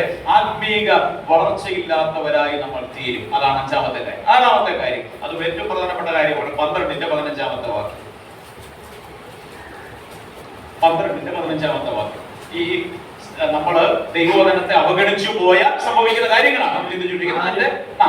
ആരും ദൈവകൃപ വിട്ട് പിന്മാറുകയും വല്ല കൈപ്പുള്ള വേരും മുളച്ച് കലക്കമുണ്ടാക്കി അനേകർ അതിനാൽ മരണപ്പെടുകയും ആരും ദുർനടപ്പുകാരനോ ഒരുവന് ജ്യേഷ്ഠാവകാശം വിറ്റുകളഞ്ഞ ഏശാവിനെ പോലെ അഭക്തനോ ആയി തീരുകയും എല്ലാവരും എല്ലാവരോടും സമാധാനം ആചരിച്ച് ശുദ്ധീകരണം പ്രാപിക്കുക, ഉത്സാഹിപ്പിക്കും. വിശുദ്ധീകരണം കൂടാതെ ആരും, ദൈവം നമ്മുടെ ശുദ്ധീകരണം പ്രാപിക്കുക, വിശുദ്ധീകരണം നയിക്കുക, ആത്മീയ പദത്തിലേക്ക് വരെ പറയണം. ആരും ദൈവകൃപ വിട്ട് പിന്മാറുകയും വല്ല കയ്പും മേലും മുളച്ച് കലക്കമുണ്ടാക്കി അനേകർ അതിനാൽ മലിനപ്പെടുകയും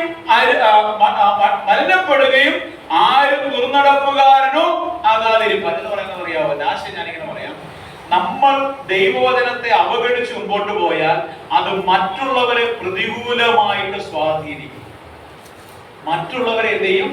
പ്രതികൂലമായി സ്വാധീനം പറയുന്നത്. പ്രധാനപ്പെട്ട ശുദ്ധീകരണം, ആരും ദൈവകൃപ വിട്ട് പിന്മാറുകയും വല്ല കയ്പുള്ള വേരും മുളച്ച് കലക്കമുണ്ടാക്കി അനേകർ അതിനാൽ എന്ത് ചെയ്യും? മലിനപ്പെടും. ആരാണ്? ഇതുപോലെ മനസ്സിലായോ? വളരെ എളുപ്പമാണ്. അനേകർ അതിനാൽ മലിനപ്പെടും. ആരാ? ശുദ്ധീകരണം പ്രാപിക്കാതെ കയ്പുണ്ടാക്കുന്ന, കൃപ വിട്ടു പോകുന്ന, പ്രശ്നം ഉണ്ടാക്കുന്ന, കലകം ഉണ്ടാക്കുന്ന അവർ അനേകർ അതിനാൽ എന്ത് ചെയ്യും എന്ന് പറഞ്ഞാൽ എന്റെ ജീവിതം, എന്റെ അനാത്മീകമായ ജീവിതം മറ്റുള്ളവരെ പ്രതികൂലമായിട്ട് എന്ത് ചെയ്യും? സ്വാധീനിക്കും. മുമ്പ് പറഞ്ഞിട്ട് സഭാമൂപ്പന്മാര് ഇത്ര നേരം വിശ്വാസത്തിൽ ഉപദേശിച്ചാൽ എന്നെ ചേർന്ന് ഉപദേശിമാർ ഞങ്ങള് മാന്യമായിട്ട് ജീവിച്ചില്ലെങ്കിൽ ആരെ ബാധിക്കും? വിശ്വാസത്തെ ബാധിക്കും. സ്വാഭാവികം. മാതാപിതാക്കൾ മാന്യമായിട്ട് നടന്നില്ലെങ്കിൽ ആരെ ബാധിക്കും? മക്കളെ ബാധിക്കും. അവരെ ബന്ധപ്പെടും. നമ്മളുടെ പാപത്തിന്റെ പ്രത്യാഘാതങ്ങൾ നമ്മളിൽ മാത്രം ഉണ്ടാകുന്ന രണ്ട് ഇൻഫ്ലുവൻസ് നമുക്ക് ഉണ്ടാകും. പോസിറ്റീവ് ഇൻഫ്ലുവൻസും ഉണ്ടാകും, നെഗറ്റീവ് ഇൻഫ്ലുവൻസും ഉണ്ടാകും.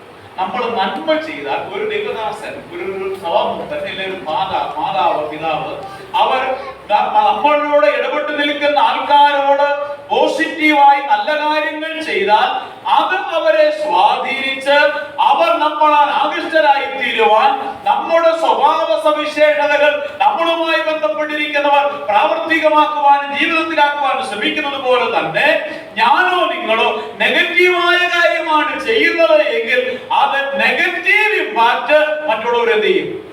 ഉണ്ടാകും. അതാ ഞാൻ പറയാം, മറ്റേ പയ്യൻ പറഞ്ഞില്ല, അപ്പൊ പോകാതെ ഞാൻ പോകുന്നില്ലെന്ന്. ഒരു നെഗറ്റീവ് ഇമ്പാക്ട് ഉണ്ടാകും. മറ്റുള്ളവരെ പ്രതികൂലമായിട്ട് എന്ത് ചെയ്തു? സ്വാധീനിച്ചു. ഒരു കാര്യമാണ് ഇത്. നമ്മളെ തന്നെ നമ്മൾ നശിപ്പിക്കുന്നത്, നമ്മുടെ ആത്മീക ജീവിതത്തെ മാത്രമല്ല നമ്മൾ ബാധിക്കുന്നത്, മറ്റുള്ളവരുടെ ആത്മീക ജീവിതത്തെ എന്ത് ചെയ്യുന്നു? സ്വാധീനിക്കുന്നു, പ്രതികൂലമായി ബാധിക്കുന്നു. കർത്താവ് ഒരു കാര്യം പറഞ്ഞിട്ടുണ്ട്, എന്റെ സഭയെ നശിപ്പിക്കുന്നവനെ. ചില ആൾക്കാർ പറയാറുണ്ട്, ഞാൻ ഏതൊക്കെയായാലും സഭയിൽ പോയി ഒരു കുഴപ്പം, നിർഗുണന്മാരെന്ന് ഞാൻ പറയും. ഗുണത്തിനുമില്ല. They are silent killers of the church എന്ന് ഞാൻ പറയും. അതായത് അവർ സഭയിലെ നിശബ്ദ കൊലപാതകന്മാർ. സഭയൊന്നും നിശബ്ദന്മാർ. അവർ ചെയ്യേണ്ട കാര്യം എന്ത് ചെയ്യുന്നില്ല? ചെയ്യുന്നു.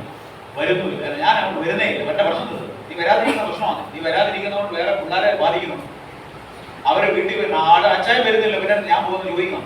നമ്മുടെ വീട്ടിൽ നമ്മുടെ തന്നെ കൊണ്ടാൽ നമ്മളൊരു ഉത്തരം കൊണ്ടാണെന്ന്. ഞാൻ അച്ചായം ഇരുന്നാണ് നമ്മുടെ മക്കളൊന്നും വരുന്നില്ല, ഞാൻ എന്തിനാ പോകുന്നു? ആത്മീയന്റെ മക്കളാണ് ചോദിക്കുന്നത്. അവരെ ഇൻഫ്ലുവൻസ് ചെയ്യുന്നു. മനസ്സിലാകുന്നത് വിചാരിക്കുക. അതായത് നമ്മളുടെ ആത്മീക ജീവിതം പാമരത്വത്തിലേക്ക് പോകുമ്പോൾ നമ്മൾ അറിയാതെ മറ്റുള്ളവരെ അത് പ്രതികൂലമായി ബാധിക്കുന്നുണ്ട്, സ്വാധീനിക്കുന്നുണ്ട് എന്നുള്ളത് മനസ്സിലാക്കണം. Christian life is nothing but influence എന്ന് പറയുന്നത്. അതായത് ക്രിസ്തീയ ജീവിതം സ്വാധീനതകളാണ്. മറ്റുള്ളവരെ നമ്മൾ സ്വാധീനിക്കണം നമ്മുടെ ജീവിതം കൊണ്ട്. നമ്മുടെ പിതാക്കന്മാരൊക്കെ ജീവിതം നമുക്ക് വളരെ സ്വാധീനം. ഞാൻ പറയാം, ഞങ്ങളുടെ സഭയിലെ തങ്കച്ചാനെ പറഞ്ഞത് വലിയ വലിയ സാധാരണ കുരിക്കുടിക്കാരൻ, പുള്ളി ഒരു ഇൻഫ്ലുവൻസ് ഞങ്ങളുടെ സഭയിൽ. പുള്ളിക്ക് പ്രസംഗിക്കാൻ അറിയില്ല, ആകപ്പാടെ ചെയ്യുന്ന ഒരു സങ്കീർത്തനം വായിക്കും, സ്തോത്രം, അത് മാത്രം അറിയുള്ളൂ. Is an influence. എന്താണെന്നറിയോ? എന്നാ മേലെ ആരാധിക്കും, 6-7 കിലോമീറ്റർ സൈക്കിളൊന്നും വേണ്ട, നടന്നു. ഞാൻ ആ സഭ അദ്ദേഹത്തെ വെച്ച സമയത്ത് ചെറുപ്പക്കാർ പല കാരണങ്ങളും വരുന്നില്ല, താമസിച്ചു. പക്ഷേ കൃത്യസമയത്ത് ഇൻഫ്ലുവൻസ്. അദ്ദേഹം കൃത്യസമയത്ത് ഇരിക്കുന്ന ഒരു ഇൻഫ്ലുവൻസ് ആണ്. സഹോദരന്മാർക്കും സാധനം കഴിഞ്ഞ ദിവസം അവരെ നാട്ടിൽ പറഞ്ഞു, എനിക്ക് നാണക്കേടായിരുന്നു, തങ്കച്ചാൻ വന്നിട്ട് ഞാൻ വന്നു. പ്രസംഗിക്കുന്ന മാത്രമല്ല സ്വാധീനം. പിന്നെ ചെറിയ കുറിച്ച് പറയും, എത്ര സമയം താമസിച്ചു വരുള്ളൂ, അതൊരു influence. Wrong influence, negative influence. പ്രിയപ്പെട്ടവരെ, നമുക്ക് ദൈവവചനത്തെ നമ്മൾ കേട്ടനുസരിക്കാതെ വരുമ്പോൾ നമുക്കുണ്ടാകുന്ന മറ്റൊരു കാര്യമെന്ന് പറയുന്നത് നമ്മൾ മറ്റുള്ളവരെ പ്രതികൂലമായി സ്വാധീനിക്കും. എന്റെ ചോദ്യം ഇത്ര മാത്രമാണ്. നമ്മൾ ഓരോരുത്തരും മറ്റുള്ളവരെ നോക്കണ്ട, ഞാൻ എൻ്റെ സഭയിലുള്ളവർക്ക് എന്ത് ഇൻഫ്ലുവൻസ് ആണ് നൽകുന്നത്? എൻ്റെ കുടുംബത്തിൽ എൻ്റെ മക്കൾക്ക് ഞാൻ എന്ത് ഇൻഫ്ലുവൻസ് ആണ്? എൻ്റെ അമ്മായിയമ്മ, മക്കൾ, എല്ലാ ബന്ധങ്ങളായിട്ട് വെച്ച് നോക്കുക. എന്നിട്ട് ഞാൻ എന്തൊരു ഇൻഫ്ലുവൻസ് ആണ് നൽകുന്നത്? ക്രിയാത്മകമായ ദൈവികമായ വചനപ്രകാരമുള്ള ഒരു സ്വാധീനതയാണോ എനിക്ക് ചെലുത്തുവാൻ സാധിക്കുന്നത്, അതോ നെഗറ്റീവായ നിഷേധാത്മകമായ ചില സ്വാധീനങ്ങളാണോ സഭയിലും കുടുംബത്തിലും സമൂഹത്തിലുമൊക്കെ നമുക്ക് ചെലുത്തുവാൻ സാധിക്കുന്നത് എന്ന് ചിന്തിക്കണം. അങ്ങനെ നെഗറ്റീവായിട്ടാണ് സംഭവിക്കുന്നതെങ്കിൽ ഈ പറഞ്ഞ കാര്യങ്ങൾ നമ്മുടെ ജീവിതത്തിൽ സംഭവിച്ചുകൊണ്ടേയിരിക്കുകയാണ്. ഏതാണ്? ഒന്നിനു പുറകെ ഒന്നായി മത്സരമുള്ളവരായി, ഹൃദയകാഠിന്യമുള്ളവരായി, സ്വസ്ഥതയില്ലാത്തവരായി, മാന്യമുള്ളവരായി, സഭായോഗങ്ങൾ ഉപേക്ഷിക്കുന്നവരായി, ആത്മീക വളർച്ചയില്ലാത്തവരായി, മറ്റുള്ളവരെ പ്രതികൂലമായി സ്വാധീനിക്കുന്ന വ്യക്തികളായി നമ്മൾ മാറിക്കൊണ്ട് പ്രോഗ്രസീവായിട്ട് ഇങ്ങനെ നടന്നുകൊണ്ടേയിരിക്കുകയാണ്. അത് 6-ാമത്തെ കാര്യം. 7-ാമത്തെ കാര്യം 6-ാം അധ്യായത്തിന്റെ 5-6 വാക്യം. 6-ാം അധ്യായത്തിൽ നമ്മൾ ദൈവവചനത്തോട് മത്സരബുദ്ധിയുള്ളവരായി തീർന്നു കഴിഞ്ഞാൽ സംഭവിക്കുന്ന 7-ാമത്തെ കാര്യമാണ് അവഗണിച്ചു പോയാൽ. എബ്രായ ലേഖനം 6-5-6 വാക്യം. ദൈവത്തിന്റെ നല്ല വചനവും വരുവാനുള്ള ലോകത്തിന്റെ ശക്തിയും ആസ്വദിക്കുകയും ചെയ്തവർ പിന്മാറിപ്പോയാൽ തങ്ങൾക്ക് തന്നെ ദൈവപുത്രനെ വീണ്ടും പൂജിക്കുന്നവനും അവനെ ലോകാപവാദം വരുത്തുന്നവരും ആകൊണ്ട് അവരെ പിന്നെയും മാനസാന്തരത്തിലേക്ക് കൊടുക്കുവാൻ കഴിവുള്ളത്. ഇവിടെ ഞാൻ വന്നു കഴിഞ്ഞപ്പോൾ അറിഞ്ഞു, നിങ്ങൾ എബ്രായ ലേഖനം പഠിച്ചുകൊണ്ട് എന്നോടാരും പറഞ്ഞിട്ടില്ല. ഇപ്പോൾ വന്നു കഴിഞ്ഞപ്പോൾ നിങ്ങൾ പഠിച്ചുകൊണ്ടിരിക്കുന്ന വിഷയം മനസ്സിലാക്കിയത്. ഇനി ഞാനത് അതിനോട് ആരും പറഞ്ഞില്ല ഇന്ന വിഷയം പഠിക്കുന്ന എന്തോ എനിക്കൊന്നൊരു പ്രകടനം. എബ്രായ ലേഖനം കൊണ്ടാണ് ഒരു എബ്രായ ലേഖനത്തിൽ ഒരു ആംഗിൾ മാത്രം ചിന്തിച്ചു നിങ്ങൾക്ക് പഠിക്കാം. ഇനി 6-ാം അധ്യായത്തിലേക്ക് വരുമ്പോൾ ഇവിടെ നടക്കുന്ന കാര്യം 6-ാം അധ്യായത്തിന്റെ 5-6 ഇത് പൊതുവെ അറിയപ്പെടുന്നത് ഡിഫിക്കൽട്ട് പാസേജ് എന്ന് പറഞ്ഞാൽ മനസ്സിലാക്കാൻ ശകലം പ്രയാസമുള്ളതാണോ ധരിക്കുക. ഒരു പ്രയാസമില്ല, വളരെ ലളിതമാണ്. ഇത് മനസ്സിലാക്കേണ്ട ഒരു മനസ്സിൽ വളരെ ലളിതമാണ്. ഈ വാക്യം എടുത്തുകൊണ്ട് ചിലർ പറയുന്നു, എന്ത് പറയും? രക്ഷ നഷ്ടപ്പെട്ടു പോകും. ഒരു കാര്യമില്ല. ഈ പശ്ചാത്തലത്തിൽ ഒരു രക്ഷ നഷ്ടപ്പെടുന്ന ഒരു കാര്യം ഇതിനകത്തില്ല. ഇവിടെ എന്നാ പറഞ്ഞു വരുന്നത്? രക്ഷ നഷ്ടപ്പെടുന്നത് എവിടെയെങ്കിലും പറയുന്നുണ്ട്. 6-ാമത്തെ വാക്യം എന്നാ പറയുന്നത്? അതുകൊണ്ട് തങ്ങൾക്ക് തന്നെ ദൈവപുത്രനെ വീണ്ടും ക്രൂശിക്കുന്നവരും അവന് ലോകാപവാദം വരുത്തുന്നവരും ആകുകൊണ്ട് അവരെ പിന്നെയും മാനസാന്തരത്തിലേക്ക് പുതുക്കുവാൻ കഴിവില്ല. 7-ാമത്തെ ആശയം പറഞ്ഞു വിവരിക്കാം. 7 മാനസാന്തരത്തിലേക്ക് പുതുക്കുവാൻ കഴിയാത്ത അവസ്ഥയിലെത്തും ഒരു വിശ്വാസം. അതാണ് 7-ാമത്തെ കാര്യം. വിവരിക്കാം, ആവശ്യമുണ്ടെങ്കിൽ. 7-ാമത്തെ കാര്യം, ഒരുവൻ വചനത്തെ അവഗണിച്ചു പോയാൽ സംഭവിക്കുന്ന കാര്യം ഹൃദയം കഠിനമാക്കും, സ്വസ്ഥതയിൽ പ്രവേശിക്കുകയില്ല, മാന്യമുള്ളവരാകും, 4 സഭായോഗങ്ങൾ ഉപേക്ഷിക്കും, 5 ആത്മീക വളർച്ചയില്ലാതാകും, 6 മറ്റുള്ളവരെ പ്രതികൂലമായി സ്വാധീനിക്കും, 7 മാനസാന്തരത്തിലേക്ക് പുതുക്കുവാൻ കഴിയാത്ത അവസ്ഥയിൽ ഒരു വിശ്വാസി എത്തിച്ചേരും. വിവരിക്കാൻ, മാനസാന്തരത്തിലേക്ക് പുതുക്കുവാൻ കഴിയാത്ത ഒരവസ്ഥയിൽ എത്തിച്ചേരും. ഇവിടെ ആരെ കുറിച്ചാണ് പറയുന്നത്? അവിശ്വാസിയെ കുറിച്ചാണോ? ഈ ലേഖനം ആർക്ക് എഴുതിയതാ? വിശ്വാസികൾക്ക് എഴുതി. ക്ലിയർ? പിന്നെ ഈ അദ്ദേഹത്തെ പറഞ്ഞ കാര്യങ്ങളൊക്കെ ആരനുഭവിക്കുന്നു?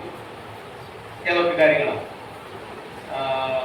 ഒരിക്കൽ പ്രകാശനം ലഭിച്ചിട്ട് സ്വർഗീയദാനം ആസ്വദിച്ചിട്ട് 4-ാമത്തെ വാക്യം. പരിശുദ്ധാത്മ അവിശ്വാസ പരിശുദ്ധാത്മ പ്രാപിച്ചിട്ടുണ്ട്. അവിശ്വാസികൾ ഇല്ല. അപ്പൊ അവരെ വിശ്വാസികൾ പരിശുദ്ധാത്മാവിനെ പ്രാപിച്ച ആൾക്കാർ ആരാ? ഈ പറഞ്ഞ ആൾക്കാര് ആത്മപ്രകാശ പ്രത്യാശകൾ ലഭിച്ചവരാണ്, സ്വർഗീയ ദാനം ആസ്വദിച്ചവരാണ്, പരിശുദ്ധാത്മാവിനെ പ്രാപിച്ചവരാണ്. അഞ്ചാമത്തെ വാക്യം, ദൈവത്തിന്റെ നല്ല വചനവും വരുവാനുള്ള ലോകത്തിന്റെ ശക്തിയും ആസ്വദിക്കുകയും. അപ്പോൾ ഇവർ ഇത്രയൊക്കെ കാര്യം വരുവാനുള്ള power of the ages to come, വരുവാനുള്ള ലോകത്തിന്റെ ശക്തി മഹത്വം മനസ്സിലാക്കിയോ. ഇങ്ങനെയുള്ള അതിന്റെ അടുത്ത ഇങ്ങനെ ആസ്വദിക്കുകയും ചെയ്തവർ, അടുത്ത വാക്യനാണ് പിന്മാറിപ്പോയാൽ. അപ്പൊ എന്നതിനെ കുറിച്ച് ഇവിടെ പറയുന്നത് രക്ഷ നഷ്ടപ്പെടുന്നതിനെ കുറിച്ചല്ല പറയുന്നത്, രക്ഷിക്കപ്പെടുന്നതിനെ കുറിച്ചുള്ള പറയുന്നതിനെ കുറിച്ചാണ്, പിന്മാറ്റത്തെ കുറിച്ചാണ്. എന്നിട്ട് അതിന്റെ വളരെ സിമ്പിൾ ആണ്. അതിനെ വായിച്ച് അതിന്റെ പശ്ചാത്തലം വായിച്ച് വളരെ സിമ്പിൾ ആണ്. ഹാർഡായിട്ടുള്ള കാര്യം മനുഷ്യന് കോംപ്ലിക്കേറ്റ് ആകുന്നു. അവിടെ ഇവിടെ എല്ലാം കൊണ്ടുപോയി നമ്മളെ വർക്ക് തിരിച്ച് സിമ്പിളായിട്ട് പറഞ്ഞ കാര്യം വളരെ കഠിനമുള്ളതാക്കി തീർക്കും. സിമ്പിളാണ്. ഇനി ആറാമത്തെ വാക്യത്തിൽ ഇത് വായിച്ചിട്ട്, ആറാമത്തെ വാക്യം, തങ്ങൾ ഇങ്ങനെ പിന്മാറി പോകുന്നവർ തങ്ങൾക്ക് തന്നെ ദൈവത്തോടെ വീണ്ടും ക്രൂശിക്കുന്നവർക്കും അവര് ലോകാപവാദം വരുത്തുന്നവരും ആകൊണ്ട് അവരെ പിന്നെയും മാനസാന്തരത്തിലേക്ക് പുതുക്കുവാൻ കഴിവുള്ളതല്ല എന്ന് പറഞ്ഞു. It is impossible to restore them to repentance. മാനസാന്തരത്തിലേക്ക് പുതുക്കുവാൻ പ്രയാസമാണ്, ഇംപോസിബിൾ ആണ് എന്ന് പറയാൻ ആശയം മനസ്സിലായി. ഇത്രയൊക്കെ കഴിഞ്ഞു കഴിഞ്ഞാൽ മാനസാന്തരത്തിലേക്ക് കൊണ്ടുവരാൻ ശകലം പാടാണ്. രക്ഷയിലേക്ക് പുതുക്കാനായിട്ടല്ല. ഇതുപോലെ ഇത് വായിച്ച് പഠിച്ചു വെച്ചേക്കുന്ന രക്ഷയെ കുറിച്ചല്ലെന്ന് ഇവിടെ പറയുന്നു, മാനസാന്തരത്തെ കുറിച്ച്. ഇവിടെ പറഞ്ഞു വരുന്നത് ആത്മീക പാത്രത്തെ കുറിച്ചാണ്. കാരണം നമുക്ക് ഉപദേഷ്ടാക്കന്മാരായിരിക്കും, പക്ഷെ ഇവർ വളർച്ചയില്ല, മുരടിച്ചിരിക്കുക. മുരടിച്ചതിന്റെ കാരണം നമ്മൾ കണ്ടു. ഹൃദയകാഠിന്യമുള്ളവരായി തീർന്നു, സ്വസ്ഥതയില്ലാത്തവരായി തീർന്നു, മാന്യമുള്ളവരായി തീർന്നു, സഭായങ്ങൾ വീക്ഷിക്കുന്നവരായി തീർന്നു, ആത്മീക വളർച്ചയില്ലാത്തവരായി തീർന്നു, മറ്റുള്ളവരെ പ്രതികൂലമായി സ്വാധീനിക്കുന്ന ആൾക്കാരായി തീർന്നു. ഇങ്ങനെയുള്ള ആൾക്കാര് സ്വർഗത്തിലെ ദൈവത്തിന്റെ പരിശുദ്ധാത്മാവിന്റെ പ്രകാശനം അവർക്ക് ലഭ്യമായി, പരിശുദ്ധാത്മാവിനെ പ്രാപിച്ചവരാണ്. വരുമാന ലോകത്തിന്റെ മഹത്വവും ദൈവവചനത്തിന്റെ ശക്തിയും അവർ ആസ്വദിക്കുകയും അനുഭവിക്കുകയും ചെയ്തവരാണ്. ഇങ്ങനെയെല്ലാം ചെയ്തിട്ടും ദൈവത്തിന്റെ നന്മകളും നിരവധി അനുഭവിച്ചറിഞ്ഞിട്ടും ഈ ദൈവപുത്രനെ തള്ളിക്കളഞ്ഞു കഴിഞ്ഞാൽ, ഇല്ലെങ്കിൽ അങ്ങനെയുള്ളവർ പിന്മാറ്റത്തിലേക്ക് പോയി കഴിഞ്ഞാൽ അവരെ മാനസാന്തരത്തിലേക്ക് പുതുക്കുവാൻ എന്താണ്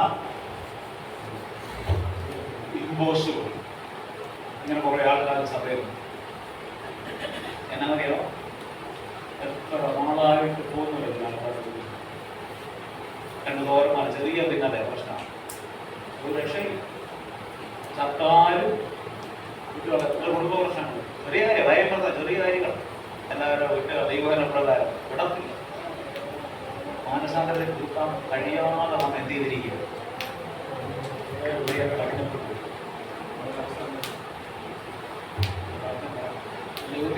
എന്നാണ് പറഞ്ഞിട്ട് പോകുന്നത്. ഇവിടെ അവസ്ഥ എന്താവെന്ന് ചോദിച്ചാൽ ദുരവസ്ഥ തന്നെ. ഹൃദയം കഠിനമായിട്ട് ഇതാ പറഞ്ഞത്, മുമ്പേ പറഞ്ഞ കാര്യം, മരുന്നിനോട് പ്രതികരിക്കാതെ വന്നാൽ പിന്നെ എന്താ കാര്യം? പിന്നെ ശിക്ഷയല്ലാതെ വേറെ പണി. ദിഗസ്ഥ ബുദ്ധി കേൾപ്പിക്കും, പിന്നെ രക്ഷയില്ല. അവനെ പൊന്നുപോലത്തെ 5-ാം അധ്യായം 5-ാമത്തെ വാക്യം എന്താണെന്നറിയാമോ? ഈ ചെയ്തവരെ കുറിച്ച് ഞാൻ പറയുന്നു, ക്രിസ്തുവിന്റെ നാളിൽ അവന്റെ ആത്മാവ് രക്ഷിക്കപ്പെടേണ്ടതിന് ജഡസംഹാരത്തിനായി സാത്താനെ കുറിച്ച് മരണമുണ്ട് കേട്ടോ. ക്രിസ്തുവിൽ മരിക്കുന്നവരുണ്ട് കൃത്യസമയത്ത്, അല്ലാതെ മരിക്കുന്നവരുണ്ട്. വിശ്വാസി പാപനിമിത്തം ദൈവത്തിനും സഭയ്ക്കും അസ്വസ്ഥത ഉണ്ടാക്കുന്നു. അനേക പ്രാവശ്യം നിരന്തരമായി ദൈവം സംസാരിച്ചിട്ട് മാനസാന്തരപ്പെടാതെ ഒറ്റ സുന്ദരമല്ല സൂര്യനകൾ. ആമോസ് 5-ാം അധ്യായത്തിൽ എന്നിട്ടും അവരെങ്കിലേക്ക് തിരിഞ്ഞില്ല, എന്നിട്ടും അവരെങ്കിലേക്ക് എന്നിട്ടും അവരെങ്കിലേക്ക് തിരിഞ്ഞില്ല എന്ന് ആവർത്തിച്ച് 5-ാം അധ്യായത്തിൽ അനേക പ്രാവശ്യം എന്നിട്ടും മാനസാന്തരപ്പെടാതെ ഹൃദയകാഠിന്യമുള്ളവരായി മാനസാന്തരത്തിലേക്ക് പുതുക്കുവാൻ കഴിയാതെ സ്ഥിതിയിലെത്തിയപ്പോൾ അസീറിയരെ അയച്ച് അവരെ അസീറിയുടെ ബന്ധത്തിലേക്ക് വിട്ടതുപോലെ നമ്മളെയും ചേർക്കണം അവസ്ഥയിലേക്ക്. പേടിക്കണം, ദൈവം പേടിക്കണം. നമ്മൾ പറയാം ആന ഒരുങ്ങനെ കൂസത്തില്ല, ദൈവം പിടിക്കും, ഒരു ആവശ്യമില്ല. ഇനി ഇങ്ങനെയുള്ള മരണം നമ്മുടെ നടക്കുന്നുണ്ട്, പറയാൻ പേടിയാണ്. കുഴപ്പമുണ്ടോ? ഉറപ്പായിട്ടും ദൈവസഭയിൽ വന്ന് വലിയ മാലിന്യം പിടിച്ച് ഉണ്ടാഴ്ച കാണിച്ച ആൾക്കാരല്ലേ ഉടച്ചിരുന്നു 40 വയസ്സ് ടക്കത്ത് വരുന്നു. പേടിക്കണ്ടായിരുന്നു. സഭയിൽ കടന്നതാണ് പേടിക്കണം. സഭ ഒന്ന് ഉണ്ടാഴ്ച കാണിക്കുക ആരാണ് പറഞ്ഞ കാര്യം. ആരാധനയ്ക്ക് വന്നിട്ട് ആരാധിക്കോ പിടിപ്പിക്കാനായിട്ട് വരക്കാണെന്നിരിക്കുന്നത് അവർ ദൈവസഭ ദൈവത്തിന്റെ ആലയം 2 or 3 പേരുള്ളതെങ്കിലും ദൈവത്തിന്റെ ആലയം ദൈവത്തെ ആരാധിക്കുന്ന സ്ഥലം അവിടെ വന്ന് അനാവശ്യമായ കാര്യം നമ്മളെ മാത്രമല്ല തലമുറകളെ വരെ വന്നു മനസ്സിലാക്കി വെച്ചു. നമുക്ക് വിചാരിക്കുന്നത് നടക്കുന്നുണ്ടെന്ന്. പിന്നെ ഇതെല്ലാം നടന്നു കഴിഞ്ഞാൽ നമ്മൾ പറയും കർത്താവിന്റെ സമയത്ത് കർത്താവ് സമയമൊന്നും ആയിരുന്നില്ല, നമ്മൾ ഉണ്ടാക്കിയ ഒരു സമയം. ഇല്ലെങ്കിൽ ഇന്നത്തിന് പറയുമ്പോൾ അങ്ങനെ തന്നെയാണ് രോഗം ഉണ്ടാവും, ഇന്നും ഉണ്ടാവുന്നത്. പഴയ നിയമത്തെക്കാളും കഠിനമായി ഈ കാലഘട്ടം. കാരണം പഴയ നിയമത്തിൽ ദൂതന്മാരും പ്രവാചകന്മാരും മുഖാന്തരം അരുളി ചെയ്ത വചനത്തോട് അനുസരണക്കേട് കാണിച്ചപ്പോൾ ശക്തമായ പ്രതിഫലം പ്രാപിച്ച് ന്യായവിധി ഉണ്ടായി. പിന്നെ പുത്രൻ നേരിട്ട് വന്ന് ഇത്രയും വെളിപ്പാടും ഒക്കെ തന്നെ രക്തത്താൽ വീണ്ടെടുക്കപ്പെട്ട ദൈവസഭയ്ക്ക് ഇത്രയും അനുഗ്രഹങ്ങളും നന്മകളും എല്ലാം നൽകിയിട്ടും വീണ്ടും വീണ്ടും അനേക പ്രാവശ്യം കേട്ടിട്ടും കല്ലുപോലെ ഹൃദയത്തെ കഠിനമാക്കിയാൽ ദൈവം പ്രവർത്തിക്കും. പത്രോസ് എന്ന് പറയുന്നത് ദൈവഗൃഹത്തിൽ ദൈവത്തിന്റെ ന്യായവിധി സമാരംഭിക്കുവാൻ സമയമായി എന്ന് പറഞ്ഞിരിക്കുന്ന അർത്ഥം അതാണ്. മാനസാന്തരത്തിലേക്ക് കൊടുക്കാൻ പറ്റാതെ ഇങ്ങനെ കുറെ കാര്യങ്ങൾ സഭയിലാണ്. ദേവദാസന്മാർക്ക് ഭാരമായി കണ്ണുനീരായി രാത്രിയുടെ യാമങ്ങളിൽ കണ്ണുനീർ വാർത്തിട്ട് പോയി പറഞ്ഞിട്ട് കാലി പിടിച്ച് പറഞ്ഞിട്ട് മാനസാന്തരപ്പെടാതെ വീണ്ടും സഭയിൽ കലഹമുണ്ടാക്കുന്ന കുടുംബങ്ങളിൽ കലഹമുണ്ടാക്കുന്ന ആൾക്കാർ ദൈവം സമയം തരും കേട്ടോ. സമയം തരും. മാനസാന്തരപ്പെടുവാൻ അധിക സമയമാവുന്നല്ലോ.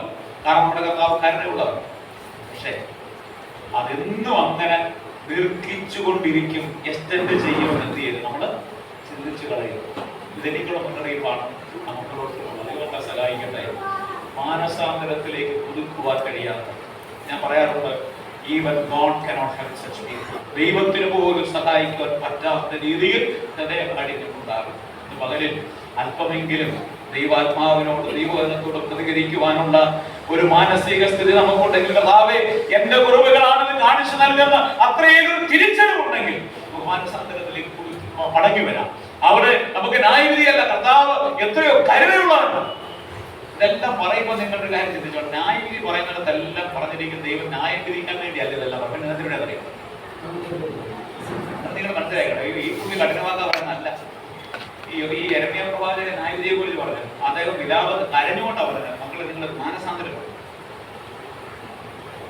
നേരത്തെ പറഞ്ഞിട്ടില്ല. ഈ നിങ്ങൾ ഈ ഹൃദയഭാവത്തിന്റെ എക്സ്ട്രീം ഫലം. വടക്കേ രാജ്യം ആമോസ് യൊരോബേൽ രാജാവും രാജ്യം ഭരിക്കും. അമസ്യ പുരോഹിതൻ മത ശുശ്രൂഷകൾ ചെയ്യുന്ന കാലഘട്ടത്തിൽ ആമോസിനെ തെക്ക് വടക്കയച്ചു. അദ്ദേഹം 20ഓളം വർഷങ്ങൾ ശുശ്രൂഷകൾ ചെയ്തു. അസീറിയർ ഇവരെ അത്ഭുതത്തിൽ കൊണ്ടുപോകുന്നത് തൊട്ട് മുമ്പാണ് അദ്ദേഹം പ്രവചിച്ചത്. പക്ഷേ ഇദ്ദേഹം ഈ ദീർഘകാലം ഇതെല്ലാം പ്രവചിച്ചു കഴിഞ്ഞപ്പോൾ അമസ്യാവ് പറഞ്ഞു, ഇവിടെ രാജാവിന്റെ കൊട്ടാരമാണ്, ഇവിടെ എന്ത് ചെയ്തേക്കും പ്രസംഗിച്ചു, ഇവിടെ നിന്റെ വചനങ്ങൾ പൊഴിക്കരുത്. അപ്പോൾ ആമോസ് പറഞ്ഞു, ഞാൻ ആടുകളെ വെച്ച് ദൈവം എന്നെ പിടിച്ചു, അതുകൊണ്ട് നീ എന്നെ കേൾക്കുക, ഇല്ല എങ്കിൽ നിന്റെ ഗ്രഹം ന്യായവിധി ഉണ്ടാകും.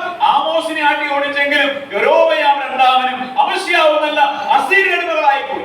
വടക്കേ രാജ്യം ഇവിടെ ഇത് തന്നെ കണ്ടിട്ട് അതേ പാപം ചെയ്തു. ഒരു കാര്യം ഞാൻ പറയാൻ, ഇത് ഈ ഹൃദയകാഠിന്യം മാനസാന്തരത്തെ പുതുക്കാൻ പറ്റാത്തതിന്റെ സ്ഥിതിയിൽ ഒരു ഗൗരവം പറയാൻ വേണ്ടി. വടക്കേ രാജ്യം ഒരു പാപം ചെയ്തപ്പോൾ ആരെ ഈ വടക്കേ രാജ്യത്ത് പ്രവചിച്ച പ്രവാചകനാണ് യെരമ്യാ. എത്ര വർഷം പ്രവചിച്ചെന്നറിയാം? യോശിയാവിന്റെ വാഴ്ചയുടെ 13ാം ആണ്ട് തുടങ്ങി അവർ പ്രവാസത്തിലേക്ക് പോയ കാലഘട്ടം എന്ന് പറഞ്ഞാൽ ഏതാണ്ട് 1/2 നൂറ്റാണ്ടോളം, 50 വർഷത്തോളം ദുർഘടമായ കാലം അനുഭവിച്ചു. കേട്ടില്ല. ബാബിലോണിൽ നവാബനാസന തുടങ്ങി നെബൂഖദ്നേസർ രാജാവ് വന്ന് ഇവരെ അടുക്കളതെല്ലാം സെറ്റായി, ചരിത്രം സെറ്റാക്കി വെച്ചുകൊണ്ടിരിക്കുന്നത്. ഇവരെ കൊണ്ടുപോകുന്നത് 3 ഘട്ടങ്ങളായിട്ട് ഇവരെ കൊണ്ടുപോയത് അല്ലേ. 1-2 കൂട്ടരെ കൊണ്ടുപോയി. നിങ്ങൾ ശ്രദ്ധിക്കണം, വളരെ ശ്രദ്ധയോടെ പോയിട്ടാണ്. മാനസാന്തരം പുതുക്കുവാൻ കഴിയാത്ത അവസ്ഥയിലെത്തുന്നു പറഞ്ഞാൽ 1-2 കൂട്ടരെ കൊണ്ടുപോയി. അവരെ ചിലരെ കൊന്നുകളഞ്ഞു. ഇവരുടെ കണ്ടുകൊണ്ട് കണ്ടു. ഇവരുടെ മക്കൾ ചിലര് കൊന്നുകളഞ്ഞ, ചിലർ വിധവുമാരായി, ചിലര് മക്കളില്ലാത്തവരായി, മക്കളിൽ അനാഥരായി, എല്ലാത്തിനും കണ്ടുകൊണ്ട് ഇവർ കണ്ടു. 1-2 കൂട്ടരെ ഇവർ കൊണ്ടുപോയി. 3ാമത്തെ കൂട്ടരെ കൊണ്ടുപോകുവാൻ നെബൂഖദ്നേസർ സംഘവും യെരൂശലേമിന്റെ മതിലിന് വെളിയിൽ യെരൂശലേമിനെ ഉപരോധിച്ചുകൊണ്ട് 3ാം കൂട്ടരെ കൊണ്ടുപോകാൻ നിൽക്കുകയും. മനസ്സിലുണ്ടോ നിങ്ങൾ? ഇതൊരു യെരൂശലേം പട്ടണം ചുറ്റുപാട് 1-2 നമ്മുടെ ശവങ്ങൾ 1-2 കൂട്ടരെ കൊണ്ടുപോയി. അതായത് നമ്മൾക്ക് 50 പേരുണ്ട്. 50 പേരിൽ നമ്മുടെ ചിലരെ കൊന്നു കളഞ്ഞു, ചിലരെ കുറെ പേര് അടിമകളായി കൊണ്ടുപോയി. നമ്മൾ പേടിച്ച് 10-50 പേരിനകത്തേക്ക് ബാക്കിയുള്ള 20 പേര് ഇരിക്കുക. നമ്മളെ കൊണ്ടുപോകാൻ മൂന്നാമത്തെ കൂട്ടിൽ ഉള്ളതിനെ കൂടെ തൂത്തുവാരി കൊണ്ടുപോകാനായിട്ട് സംഭവം എഴുതിക്കും. പട്ടാളം ഇതൊക്കെ ആയിട്ട് നിൽക്കുക. ഈ അകത്ത് വേറൊരു കാര്യം പറഞ്ഞാൽ മതി. അവരവിടെ കൊണ്ടുപോകാൻ നിലവിളിച്ചുകൊണ്ട് പട്ടാളം വെളിയിൽ നിൽക്കുമ്പോൾ ഈ യെരൂശലേം പട്ടണത്തിനകത്ത് വേറൊരു കാര്യം പറഞ്ഞാൽ മതി. യെരമ്യാ പ്രവചനം പ്രസംഗിക്കുക, മാനസാന്തരപ്പെടുക, മടങ്ങി വരിക. എന്നെ അത്ഭുതപ്പെടുത്തിയ വിഷയം ഇത്രയും കണ്ടിട്ട് ഇവരുടെ കണ്ണൊപ്പിക്കണ്ട, നിങ്ങൾ കണ്ടില്ലേ പോകുന്നത്? അവര് നമ്മളെ കൊണ്ടുപോകാൻ വരിക. ഒന്ന് മാനസാന്തരപ്പെടാൻ ദൈവത്തോടും നിലവിളിക്കുക. ദൈവം കരുണയുള്ളവനാ, അവൻ നമ്മളെ കൊണ്ടുപോകാതിരിക്കും. നമ്മളെ പറഞ്ഞ് കൊന്നുകളഞ്ഞു, പറഞ്ഞ് അടിമകളായി കൊണ്ടുപോയി. ഇപ്പോൾ അവർ ദൈവവചനം കേട്ടില്ല. കള്ളപ്രവാചകന്മാര് പറഞ്ഞു ദൈവം തെരഞ്ഞെടുത്ത ഇപ്പൊ കൊണ്ടുപോയി തന്നെ 70 വർഷം പാകെ പ്രവാസമുണ്ട്. കള്ളപ്രവാചകം ഇല്ലെന്ന്, ഇനി കൊണ്ടുപോയി തന്നെ പെട്ടെന്ന് ഇനി വിട്ടുതരുമെന്ന് പറഞ്ഞു. ഇവർ കള്ളപ്രവാചകന്റെ വാക്ക് കേട്ടു. ഇത്രയും കഠിനമായ ന്യായവിധി അവരുടെ കണ്ണിന്റെ മുമ്പിൽ കണ്ടിട്ടും അവരെന്ത് ചെയ്തില്ല. അതായി ഹൃദയകാഠിന്യത്തിന്റെ ബാഹുല്യത മനസ്സിലാക്കുന്നില്ല. എനിക്ക് മനസ്സിലായി സംഭവം നടന്ന കാര്യങ്ങളാണ്. വീട്ടിച്ചാടൽ ചെയ്തു. കൊറോണ വന്നു ഞാൻ വിചാരിച്ചു നമ്മുടെ സഭ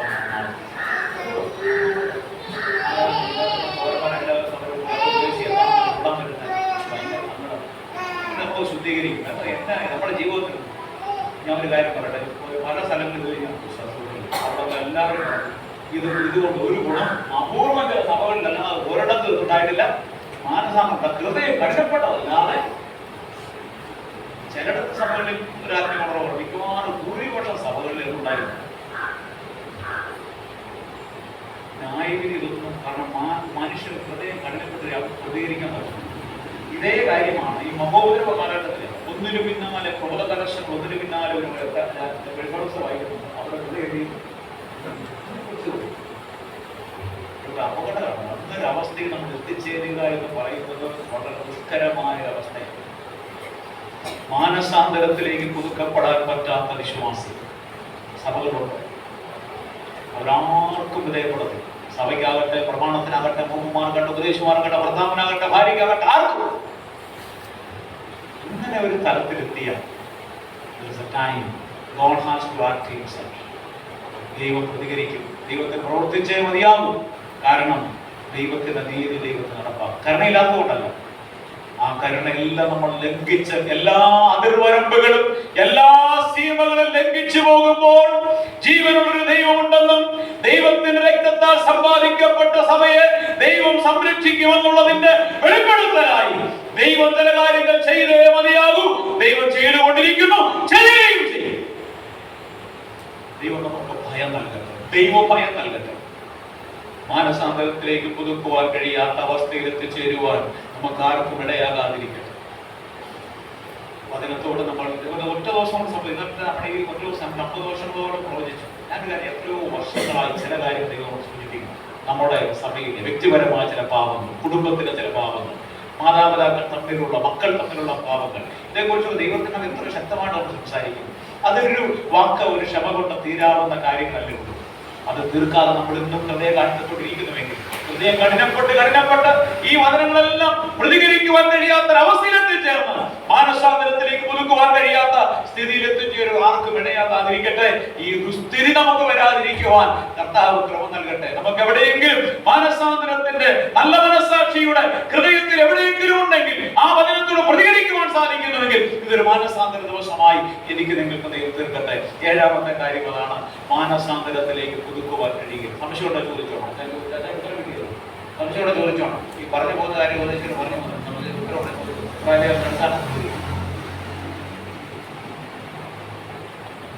ഇല്ലെങ്കിൽ 8ാമത്തെ കുറെ പോയിട്ടുണ്ട്. 10 പറയാം. 8ാമത്തെ കാര്യം 10:25 വാർത്ത. എബ്രായ ലേഖനം 10:25.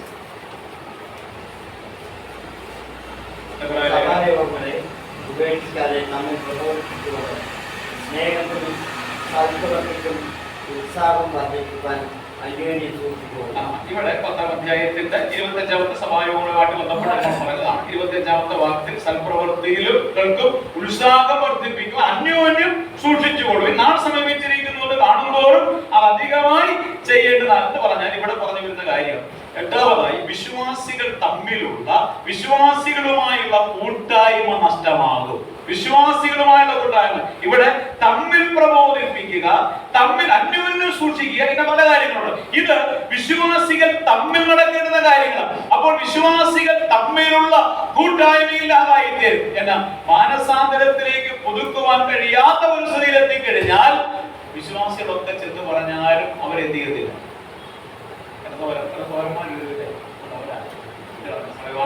കുറെ നാളായിട്ടിരിക്കുക. ഈ നേരത്തെ കുറിച്ച് ഓരോരുത്തർ പറയുമ്പോൾ നമുക്ക് എല്ലാവരും ചില ആൾക്കാർക്ക് ഒരു ബന്ധമുണ്ട്. അവരെന്ന് പോലെ ആ ആളോട് അദ്ദേഹം എന്ന് പറഞ്ഞാൽ അദ്ദേഹം വരും. അങ്ങനെ ആര് എന്ന് പറഞ്ഞാൽ എന്ത് ചെയ്തു വരും. കാരണം വിശ്വാസികൾ തമ്മിലുള്ള ആ കൂട്ടായ്മ സമ്പൂർണ്ണമായിട്ട് എന്ത് ചെയ്യും, വിച്ഛേദിക്കപ്പെടുവന്നെ. കാരണം ഇത് ഒറ്റ ദിവസം കൊണ്ട് സംഭവിച്ചതല്ല. ചില ആൾക്കാർ ഇപ്പൊ സഭയിൽ രണ്ടുപേരോട് പറഞ്ഞു എങ്കിലും ആ സമയം ചില ഒരാൾക്ക് വേറൊരാളോട് ഒരു പ്രത്യേക ബന്ധമുണ്ട്. പല കാരണങ്ങളുണ്ടാകും. ആ ആളെ അദ്ദേഹത്തോട് പറഞ്ഞു കഴിയുമ്പോൾ ചിലപ്പോൾ സെറ്റാക്കി പോരും എല്ലാ കുട്ടികളും. ഇത് ആര് പറഞ്ഞാലും തീർത്തില്ല. ആ ഒരു സ്ഥിതിയിൽ ഒരു വിശ്വാസിയെയും പരിഗണനയിൽ വെക്കാതെ, ഒരു വിശ്വാസിയുടെയും പ്രബോധനം കേൾക്കാതെ, അന്യോന്യം സൂക്ഷിക്കുവാൻ കഴിയാതെ വണ്ണം, അന്യോന്യമുള്ള പ്രബോധനം കേൾക്കുവാൻ കഴിയാതെ വണ്ണം, ഹൃദയകാര്യം നിമിത്തം അവർ മാനസാന്തരത്തിലേക്ക് പുതുക്കുവാൻ കഴിയാത്ത ഒരു സ്ഥിതിയിലെത്തിക്കഴിഞ്ഞാൽ എല്ലാ വിശ്വാസികളുമായി ബന്ധം വിച്ഛേദിക്കപ്പെട്ടവരായി അവർ പള്ളി പൊട്ടിപ്പോയ പട്ടം പോലെ മാറിപ്പണം നടക്കുന്ന വിശ്വാസികളായി തീരും.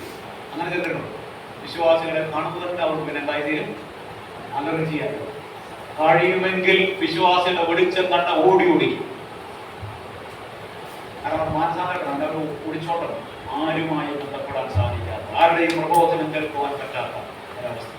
പണ്ടൊക്കെ വിശുദ്ധന്മാരെ കണ്ടില്ലായിരുന്നെങ്കിൽ എന്ത് ചെയ്യുമായിരുന്നു, അന്വേഷിച്ചു പോകുമായിരുന്നു. വരാതിരുന്നത് നന്നായി എന്ന് പറഞ്ഞിരിക്കുന്നത് കാലമാനം എത്രയോ എന്താ പറയുക, ഒരു അനുഭവങ്ങളിലൂടെ ദൈവങ്ങളെ കാണുന്നത്. ഞാൻ എന്നെ രക്ഷിക്കപ്പെടാത്ത എന്റെ ബന്ധുക്കൾ അധികം രക്ഷിക്കപ്പെടാതെ, അധികം എല്ലാവരും ഞങ്ങളുടെ ഒരു കുടുംബ വിശ്വാസികൾ, അവരെയൊക്കെ കാണുന്നത് വലിയ സന്തോഷമാണ്. ദൈവമക്കളുടെ പോകുന്നു, അവരെ കാണുന്നത്, അവരുമായി സമയം ചെലവഴിക്കുന്നു.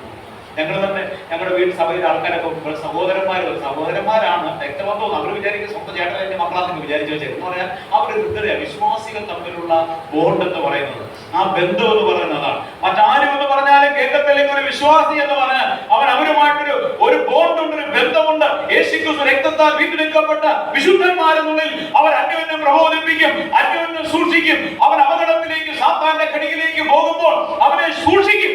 ആ സൂക്ഷിക്കപ്പെടുന്ന സംരക്ഷണ വലയമെല്ലാം ലംഘിക്കപ്പെടുവാൻ, വിച്ഛേദിക്കപ്പെടുവാൻ, വിശ്വാസികളുമായിട്ടുള്ള കൂട്ടായ്മ സമ്പൂർണ്ണമായി വിച്ഛേദിക്കപ്പെടുന്ന ഒരവസ്ഥയിൽ എത്തിച്ചേരും. അതാണ് എട്ടാമത്തെ കാര്യം. ഒൻപതാമത്തെ കാര്യം അതിന്റെ 12-ാം അധ്യായം 16-ാമത്തെ വാക്യം. എബ്രായ ലേഖനം 12:14. ഒരു ഊണിന് ജ്യേഷ്ഠാവകാശം വിറ്റുകളഞ്ഞ യേശാവിനെ പോലെ അഭക്തനോ ആയിത്തീരുകയും ചെയ്യാതിരിക്കാൻ കരുതിക്കൊണ്ടു. ഒരു ഊണിന് വേണ്ടി ജ്യേഷ്ഠാവകാശം വിട്ടുകളഞ്ഞ യേശാവിനെ പോലെ അഭക്തനോ ആയിത്തീരുകയും ചെയ്യാതിരിക്കാൻ കരുതിക്കൊള്ളുക.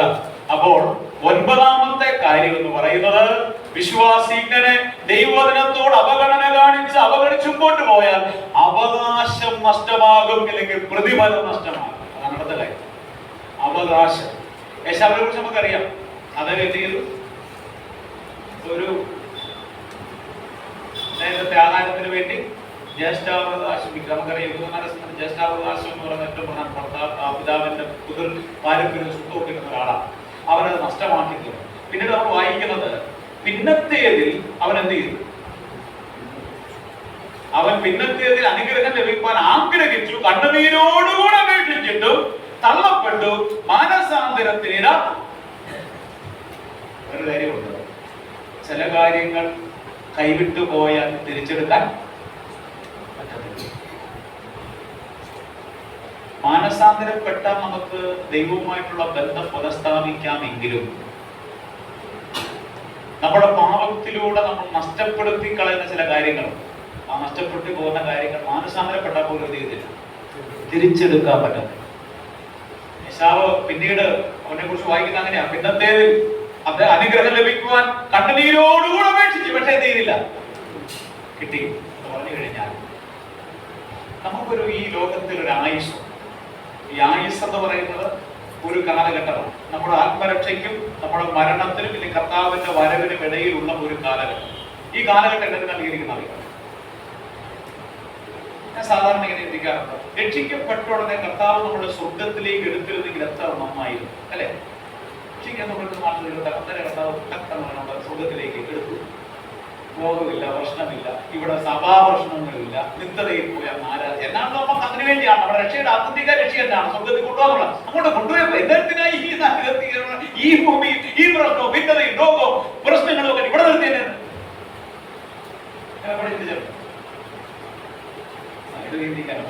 എങ്ങനെ ജീവിച്ചിരിക്കാന്ന് വിചാരിച്ചു അതോ എടുക്കുന്ന എന്നത്തിനാണ് നമ്മൾക്ക് ഇങ്ങനെ അവസരം തന്നിരിക്കുന്നത്. നിങ്ങളെപ്പോഴും ചിന്തിച്ചിട്ടുണ്ട്, നമ്മളെ രക്ഷിച്ചതിന് ശേഷം ഒരു കാലം ഒരു 20-ാമത്തെ വയസ്സാണ് രക്ഷിക്കപ്പെട്ടു വിചാരിക്കും. പിന്നെ നമുക്ക് ഒരു 70 വയസ്സ് വരെ ഒരു 50 വർഷം ഇവിടെ ജീവിക്കുന്നുണ്ട്. ശരിക്കും രക്ഷിക്കപ്പെടലിനും ആ കർത്താവിന്റെ വരവിനും അല്ലെങ്കിൽ മരണത്തിനോ വരെയുള്ള ഒരു കാലഘട്ടം ദൈവം നൽകി. ഈ കാലഘട്ടം എന്നതിനു വേണ്ടി ദൈവത്തെ ആരാധിക്കാൻ ചോദിക്കല്ലേ? അല്ല, അതാണ് വേറെ നമ്മുടെ നാഥന് വേണ്ടി പ്രവർത്തിക്കുവാനുള്ള ഒരവസരമാണ്. ആത്മരക്ഷ സൗജന്യമാണ്, പ്രതിഫലങ്ങളൊന്നും എന്നല്ല. സൗജന്യമല്ല, പ്രതിഫലങ്ങളൊന്നും സൗജന്യമല്ല. നിത്യതയിൽ ദൈവത്തിന്റെ സന്നിധിയിലെത്തുമ്പോൾ അയ്യോ കർത്താവിനെ പാഴാക്കി സമയം കഴിഞ്ഞല്ലോ എന്ന് ചിന്തിക്കുവാനിടയാകരുത്. ഇംഗ്ലീഷിൽ പാട്ടുണ്ട്, years I spent in vanity. അയ്യോ ഞാൻ മായയിൽ എന്റെ കാലങ്ങൾ കഴിച്ചുപോയി എന്ന് ആരും പറയുവാനിടയാകരുത്. അയ്യോ കർത്താവേ, ഞാൻ അവിടെ പ്രവർത്തിച്ചിരുന്നുവെങ്കിൽ, ഒരാളുടെ സുവിശേഷം പറഞ്ഞിരുന്നുവെങ്കിൽ നിത്യതയിൽ പ്രതിഫലം എനിക്കുണ്ടാകുമായിരുന്നല്ലോ. ഒന്നുമില്ലാത്തവനായി ഒഴിഞ്ഞ കൈയോടെ നമ്മ ക്രിസ്തുവിനെ ആശ്രയിക്കാതെ നിൽക്കുവാനിടയാകും. അവിടെ പോയി കരഞ്ഞിട്ട് കാലുമെടുത്തിട്ട് ഒരു കാര്യവും ഇല്ല. സോറി കർത്താവ്, എനിക്കൊന്നും ചെയ്യാൻ പറ്റിയില്ല, എനിക്ക് കുറച്ച് പ്രതിഫലം തരണേ. ില്ല അവിടെ എത്തിയിട്ടെ കർത്താവ് എനിക്ക് സമയം കിട്ടിയതാണ്. സൂചന പറയാറുണ്ട്, കർത്താവിന് പല കാര്യം ചെയ്യാം, ഒന്നും ചെയ്തില്ല, പല കാര്യവും നോക്കി ഞാൻ വെറുതെ സമയം കഴിഞ്ഞു. ഇവിടെ നമ്മുടെ ഈ ലോകത്തിൽ ദൈവം നമുക്കൊരു സമയം നൽകിയിരിക്കുന്നത് കർത്താവിന് വേണ്ടി എന്തെങ്കിലും പ്രയോജനപ്പെടാൻ വേണ്ടി. എല്ലാവരും പൂർണ്ണ സുവിശേഷന്മാരാണോ എന്നല്ല, നമുക്ക് നൽകിയ കൃപാവരങ്ങൾ ഒത്തവണ്ണം നമ്മളെ ഏറ്റവും ശുശ്രൂഷകൾ പ്രാർത്ഥിക്കുവാൻ, ശുശ്രൂഷിക്കുവാൻ, അല്ലെങ്കിൽ മറ്റുള്ളവരെ കരുതുവാൻ എന്തെങ്കിലും ആകട്ടെ, വിവിധ കൃപാവരങ്ങളുണ്ട്. ആ കൃപാവരങ്ങൾ ദൈവനാമകത്വത്തിനായി നമ്മൾ ഉപയോഗിച്ചില്ലെങ്കിൽ അവകാശം നഷ്ടമാകും. മക്കളെങ്കിൽ അവകാശികളാണ്, അതുറപ്പാണ്. പക്ഷെ അവിടെയുള്ള പ്രതിഫലങ്ങൾ സൗജന്യമല്ല. അപ്പൊ ദൈവത്തിന്റെ പ്രതിഫലങ്ങൾ പ്രാപിക്കുവാൻ ഇടയാകാതെ വരും. ദൈവദിനത്തെ അവഗണിച്ചു പോയ പ്രതിഫലങ്ങൾ നഷ്ടമാക്കുവാൻ ഇടയാകും. നിത്യതയിൽ പ്രവേശിക്കുമ്പോൾ 1000 ആണ്ട് വാഴ്ചയിൽ പറയുന്നത്, അവനോടുകൂടെ കഷ്ടമനുഭവിച്ചാൽ അവനോട് കൂടെ വാഴും. If you suffer with him, you shall reign with him. അവനോടുകൂടെ വാഴുന്നവർ അവന് വേണ്ടി കഷ്ടമനുഭവിക്കുന്നവരും പ്രവർത്തിക്കുന്നവരുമാണ്. എല്ലോ പ്രതിഫലം ഉണ്ടാവുള്ളതിലും നമ്മളെന്ത് ചെയ്യും? ഇവിടെ എത്ര നമ്മോട് കഷ്ടപ്പെട്ട് പ്രവർത്തിച്ചാലും ഇവിടെ നമ്മൾ നാളെ പോകും. 70 വർഷം കഴിയുമ്പോൾ പാട്ടുപാടി നമുക്ക് പോകും, സമേര മാധ്യമത്തിലൊക്കെ പാടി പോകും, തിരിച്ചു വരത്തില്ല. അവിടെ എത്തുമ്പോൾ ഈ മോശ, അതുകൊണ്ടാണ് തൊഴിലാസിന്റെ പ്രാർത്ഥന നാളുകളെ എത്തുവാൻ. ആ പ്രാർത്ഥനയ്ക്ക് ഒരു പശ്ചാത്തലം തന്റെ ജീവിത സായനത്തിൽ എഴുതിയൊരു സംഗീതം. ജീവിതം നഷ്ടപ്പെട്ട നാടുകളെ ഓർത്ത് ദുഃഖിച്ച് പാടാം. മരണസമയത്ത് പാടുന്നാണെങ്കിലും തന്റെ നഷ്ടപ്പെട്ടു പോയ നാടുകളെ ഓർത്ത് മോശ എഴുതിയ സംഗീതം. 40 വർഷം സ്വന്തമായിട്ട് കഴിവിനോടെ ജനത്തെ വിളിക്കാൻ പോയത്. 40 വർഷം ആടിൻ്റെ കൂടെ, 40 വർഷം ഇത്ര ആടിൻ്റെ കൂടെ. പിന്നെ ഇസ്രായേൽ മക്കളെ വിടുവിക്കാൻ വേണ്ടി കൊണ്ടുവന്നു. കണക്കിൽ 40 വർഷം മരുഭൂമിയിൽ കളിച്ചു, 80 വർഷം വെറുതെ കടന്നു. പ്രയോജനപ്പെടുന്ന നാളുകൾ കഴിയാം. അഷ്ടബോധത്തിലാണ് teach us to count our days. ഞങ്ങളുടെ നാളുകളെ എണ്ണുവാൻ. നമുക്ക് എന്തെങ്കിലും തെറ്റപ്പെടുത്തുന്ന നാളുകൾ ഇവിടെ ജീവിക്കാൻ നമുക്കറിയാം. 91 രാത്രിയോടെ പറഞ്ഞ് അവസാനിപ്പിക്കാം. ഇതൊരു പ്രധാനപ്പെട്ട കാര്യം. നമ്മുടെ വിചാരിക്കും ഞാൻ ഇങ്ങനെ ചിരഞ്ജീവിയായിട്ട് ഇങ്ങനെ ജീവിക്കും എന്ന് പോലും ജീവിക്കത്തിരുന്നേ. ഞങ്ങളുടെ നാളുകളെ എണ്ണ ഒന്ന് എണ്ണി നോക്കിയാൽ എത്ര ദിവസം നമ്മൾ ജീവിക്കാനായിട്ടുണ്ട്. അതായത് ഒരു മനുഷ്യന് 10 വർഷം കൂടെ നമുക്ക് ജീവിക്കാനുണ്ടെങ്കിൽ, 50, 60 വയസ്സ് 70 വയസ്സ് ഉണ്ടെങ്കിൽ വിചാരിക്കും 10 വർഷം കൂടെ ഉണ്ടെങ്കിൽ എത്ര ദിവസം ജീവിക്കാനുണ്ട്? 3650 ദിവസം. 20 വർഷം കൂടെ ജീവിക്കാനായിട്ടുണ്ടെങ്കിലോ 7300 ദിവസങ്ങൾ. 30 വർഷം കൂടെ ഉണ്ടെങ്കിലോ 10950 ദിവസങ്ങൾ. 30 വർഷം കൂടെ ഉണ്ടെങ്കിൽ 80 വയസ്സുകാർക്ക് 30 വർഷം എണ്ണരുതേ. 50 വയസ്സ്, എനിക്ക് 50 വയസ്സായി. അപ്പൊ 50 വയസ്സുള്ള ഞാൻ വണ്ടിക്ക് പറഞ്ഞു പോകണം, അടുത്ത വർഷം പോകാൻ നമുക്കറിയാൻ കഴിയുമേ. ഉദാഹരണം പറയാം, 40 വയസ്സുള്ള ആളാണെങ്കിൽ നാളുകളെ എണ്ണിയാൽ 14600 ദിവസങ്ങളാണ് ജീവിക്കുവാനുള്ളത്. 50 വർഷം കൂടെ 20 വയസ്സുള്ള ഒരാള് 50 വർഷം കൂടെ ജീവിച്ചിരുന്നാൽ ജീവിക്കുവാനുള്ളത് 11250 ദിവസങ്ങൾ. ഇനിയും അദ്ദേഹം ഒരു 60 വർഷം കൂടെ ജീവിച്ചിരുന്നാൽ 21900 ദിവസങ്ങൾ. അല്ല മനുഷ്യൻ 70 വർഷം കൂടെ ഇവിടെ ഇരിക്കുന്ന ഒരാൾ ഇനി 70 വർഷം കൂടെ ജീവിച്ചു വന്നിരിക്കുക. മക്കളെ, നിങ്ങൾക്ക് 70 വർഷം കൂടെ ജീവിച്ചു വന്നിരിക്കുക. അങ്ങനെയാണെങ്കിൽ ദിവസങ്ങൾ 25550 ദിവസങ്ങൾ. 25000 എനിക്ക് 50 20 കൂട്ടി 17000. നിങ്ങൾ നോക്കാവേ, 17000 പകുതി ഉറങ്ങിപ്പോകും. 17000 പകുതി ഉറങ്ങിപ്പോകും. ഊണും കൊടുത്തും കുടിച്ചും ഒക്കെ നല്ല ശതമാനം. പിന്നെ എനിക്ക് 17000 ദിവസം എന്ന് പറഞ്ഞാൽ മാനുഷികം. അതെന്ത് നോക്കും പണ്ട് കേൾക്കുവാനാണ് പറയാം. എന്താ കാണിക്കാൻ പോകും നീ ഒരു നാണപ്പാട്. നീ എന്താ എന്റെ ദൈവം നിനക്ക് 17000 എന്നെ കാണിക്കാൻ പോകും ദിവസം പോകുന്നു. വളരെ പോയിട്ട് പേ ആരോഗ്യം ഒന്ന് എണ്ണ നോക്കും. 25550 നിങ്ങളുടെ കാര്യമാണ്. അതിനകത്ത് പകുതി പോയി 11500 ദിവസം ജീവിക്കാൻ വേണ്ടി പോകും. ഡോക്ടറാണ്, എഞ്ചിനീയർ, കൂട്ടിയെ പോകണം. നല്ല കാര്യം. കർത്താവിനെ എന്തെങ്കിലും കുറച്ചുകൂടി ദൈവം നമ്മുടെ കാഴ്ചകളെ ഓർക്കണം.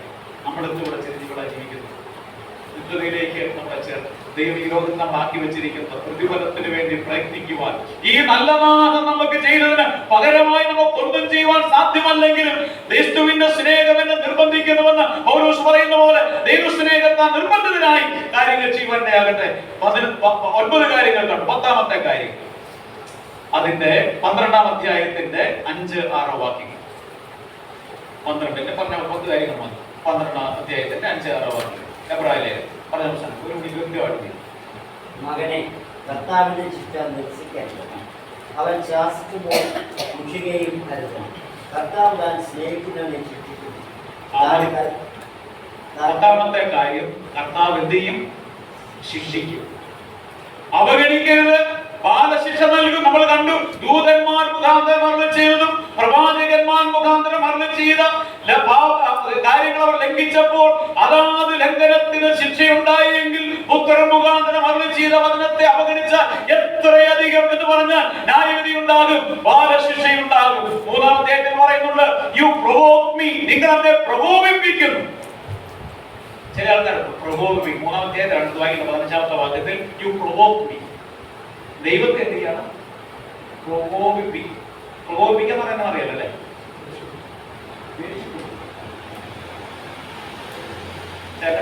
ഒരു കുടിയുണ്ട്. അപ്പോ ഭാര്യ ഭയങ്കരാക്കി. ഒരു ദിവസം സാറേ മനുഷ്യ ഒരു രക്ഷ വീട്ടിൽ എന്നെ പുള്ളി വരുമ്പോ ഞാൻ എന്റെ യാത്രയൊക്കെ തോന്നി കുടിയോണ്ട് ഉണ്ടാതിരിക്കും. അടിക്കാം, എനിക്ക് ആമണന്മാരുണ്ട്, ഞാനിപ്പോ പിന്നെ കൊടുക്കും പ്രകോപിപ്പിച്ചു. ചില ആൾക്കാരെ ചുമ്മാ പ്രകോപിപ്പിച്ചുകൊണ്ട് ദൈവത്തെ പ്രകോപിപ്പിക്കും. പാപം ചെയ്ത് എന്ത് ചെയ്യും? പ്രകോപിപ്പിച്ചുകൊണ്ട് മത്സരിച്ചുകൊണ്ടേ ആ പ്രകോപനം മുമ്പോട്ട് പോയി കഴിയുമ്പോൾ ദൈവം എന്ത് ചെയ്യുന്നറിയാമോ? പ്രവൃത്തിക്കും ബാലശിക്ഷകൾ നൽകും. ബാലശിക്ഷയുടെ വിവിധ തലങ്ങളുടെ കാര്യം പറഞ്ഞു. അതിൽ അവസാനത്തെ ഘട്ടമാണ് നമ്മൾ ചിന്തിച്ചത്. നിങ്ങൾ ഇത് കേതുവായി പലരും നിദ്ര കൊള്ളുന്നു, മരിച്ചു പോകുന്നു. 1 യോഹന്നാൻ 5-ാം അധ്യായം 15-16 വാക്യം വായിക്കുന്നു. മരണത്തിലേക്ക് നയിക്കുന്ന പാപവുമുണ്ട്, മരണത്തിലേക്ക് നയിക്കപ്പെടാത്ത പാപവുമുണ്ട്. 2 തരം പാപങ്ങൾ വിശ്വാസിക്കുക. ചില പാപങ്ങൾ മരണത്തിലേക്ക് നയിക്കുകയില്ല, ചിലത് ഈ പറഞ്ഞ കാര്യങ്ങൾ കൊണ്ട് തീരും. എന്നാൽ ചിലത് അകാലമായ മരണത്തിലേക്ക് നയിക്കുന്ന പാപമുണ്ട്. അത് ഏതാണെന്ന് ചോദിച്ചാൽ കടലുള്ള ഉദാഹരണങ്ങൾ അധാർമികത, അയോഗ്യമായ അബദ്ധത്തിന് പങ്കെടുക്കുന്നത്, ഇങ്ങനെയുള്ള കാര്യങ്ങളൊക്കെ ചെയ്തു കഴിഞ്ഞാൽ അയോഗ്യമായ അല്ലെങ്കിൽ അകാലമായ മരണങ്ങൾ ഉണ്ടാകാം എന്ന് തിരുവെടുത്ത് പറയുന്നു. ഇതെല്ലാം പറയും ദൈവം ശിക്ഷിക്കുന്ന എന്നതിന് വേണ്ടിയാണ്. സ്നേഹമില്ലാത്തത് കൊണ്ടല്ല, പിന്നെ നമ്മളെ സ്നേഹിക്കുന്നത് കൊണ്ടാണ്. ദൈവം നമ്മളെ സ്നേഹിക്കുന്നു. ഞാനിതെല്ലാം പറഞ്ഞത് നമ്മളെ ഭയങ്കര ദൈവം ക്രൂരനാണ്, നമ്മളെ ശിക്ഷിക്കുന്നു പറയാനല്ല ഇതെല്ലാം പറഞ്ഞത്. ദൈവം നമ്മളെ സ്നേഹിക്കുന്നു. സ്നേഹിക്കുന്ന അപ്പൻ സ്നേഹിക്കുന്ന മക്കളെ എന്ത് ചെയ്യുന്നു? ശിക്ഷിക്കുന്നു. അതുകൊണ്ട് കർത്താവിന്റെ ബാലശിഷ്യർ എന്ത് ചെയ്യരുത്? മുഷിയരുത്, അതിനോട് മത്സരിക്കും. ദൈവം നമ്മളെ സഹായിക്കട്ടെ.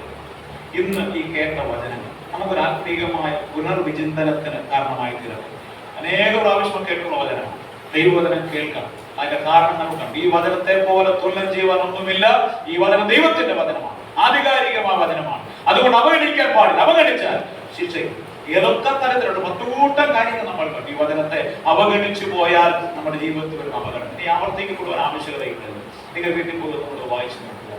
ജീവിതത്തിൽ എവിടെയെങ്കിലും അപാകതകൾ ഉണ്ടെങ്കിൽ മാനസാന്തരപ്പെടും. കർത്താവിനോട് സോറിയുടെ കർത്താവ് ഇങ്ങനെ അപാകത സമ്മതിക്കണം, തെറ്റിപ്പോയി കർത്താവ് ക്ഷമിക്കണം, നാളെ ഞാൻ തിരുത്തി ആ കാര്യങ്ങളൊക്കെ ക്രമീകരിച്ച് മുമ്പോട്ട് പോകും. അവിടെ അനർഹമായ ദൈവകൃപ ഒഴുകിയെത്തും. നമുക്ക് സ്വസ്ഥമായ ഒരു ജീവിതം നമുക്ക് നൽകും. അസ്വസ്ഥതയിലും അസമാധാനത്തിലും കഴിയുന്നത് മതി. നല്ല കാലം ദൈവം നമുക്ക് നൽകും. ഗൃഹത്തിലെത്തുമ്പോൾ പ്രതിഫലങ്ങൾ പ്രാപിക്കത്തക്കോണം നമ്മുടെ നാടുകൾ എത്തിക്കൊണ്ട് പ്രതിഫലത്തിനായി പ്രയത്നിക്കുവാൻ ഈ ആലോചനകൾ എനിക്ക് നിങ്ങൾക്ക് ഇടയാകട്ടെ എന്ന് ആഗ്രഹിച്ച് പ്രാർത്ഥിച്ചൊരിക്കൽ കൂടെ സഭയോട് നന്ദി അറിയിച്ചുകൊണ്ട് എന്റെ വാക്ക് കുറിക്കുന്നു. അവിടെ വലിയ നാമം പാട്ടുകൊണ്ടാണ്.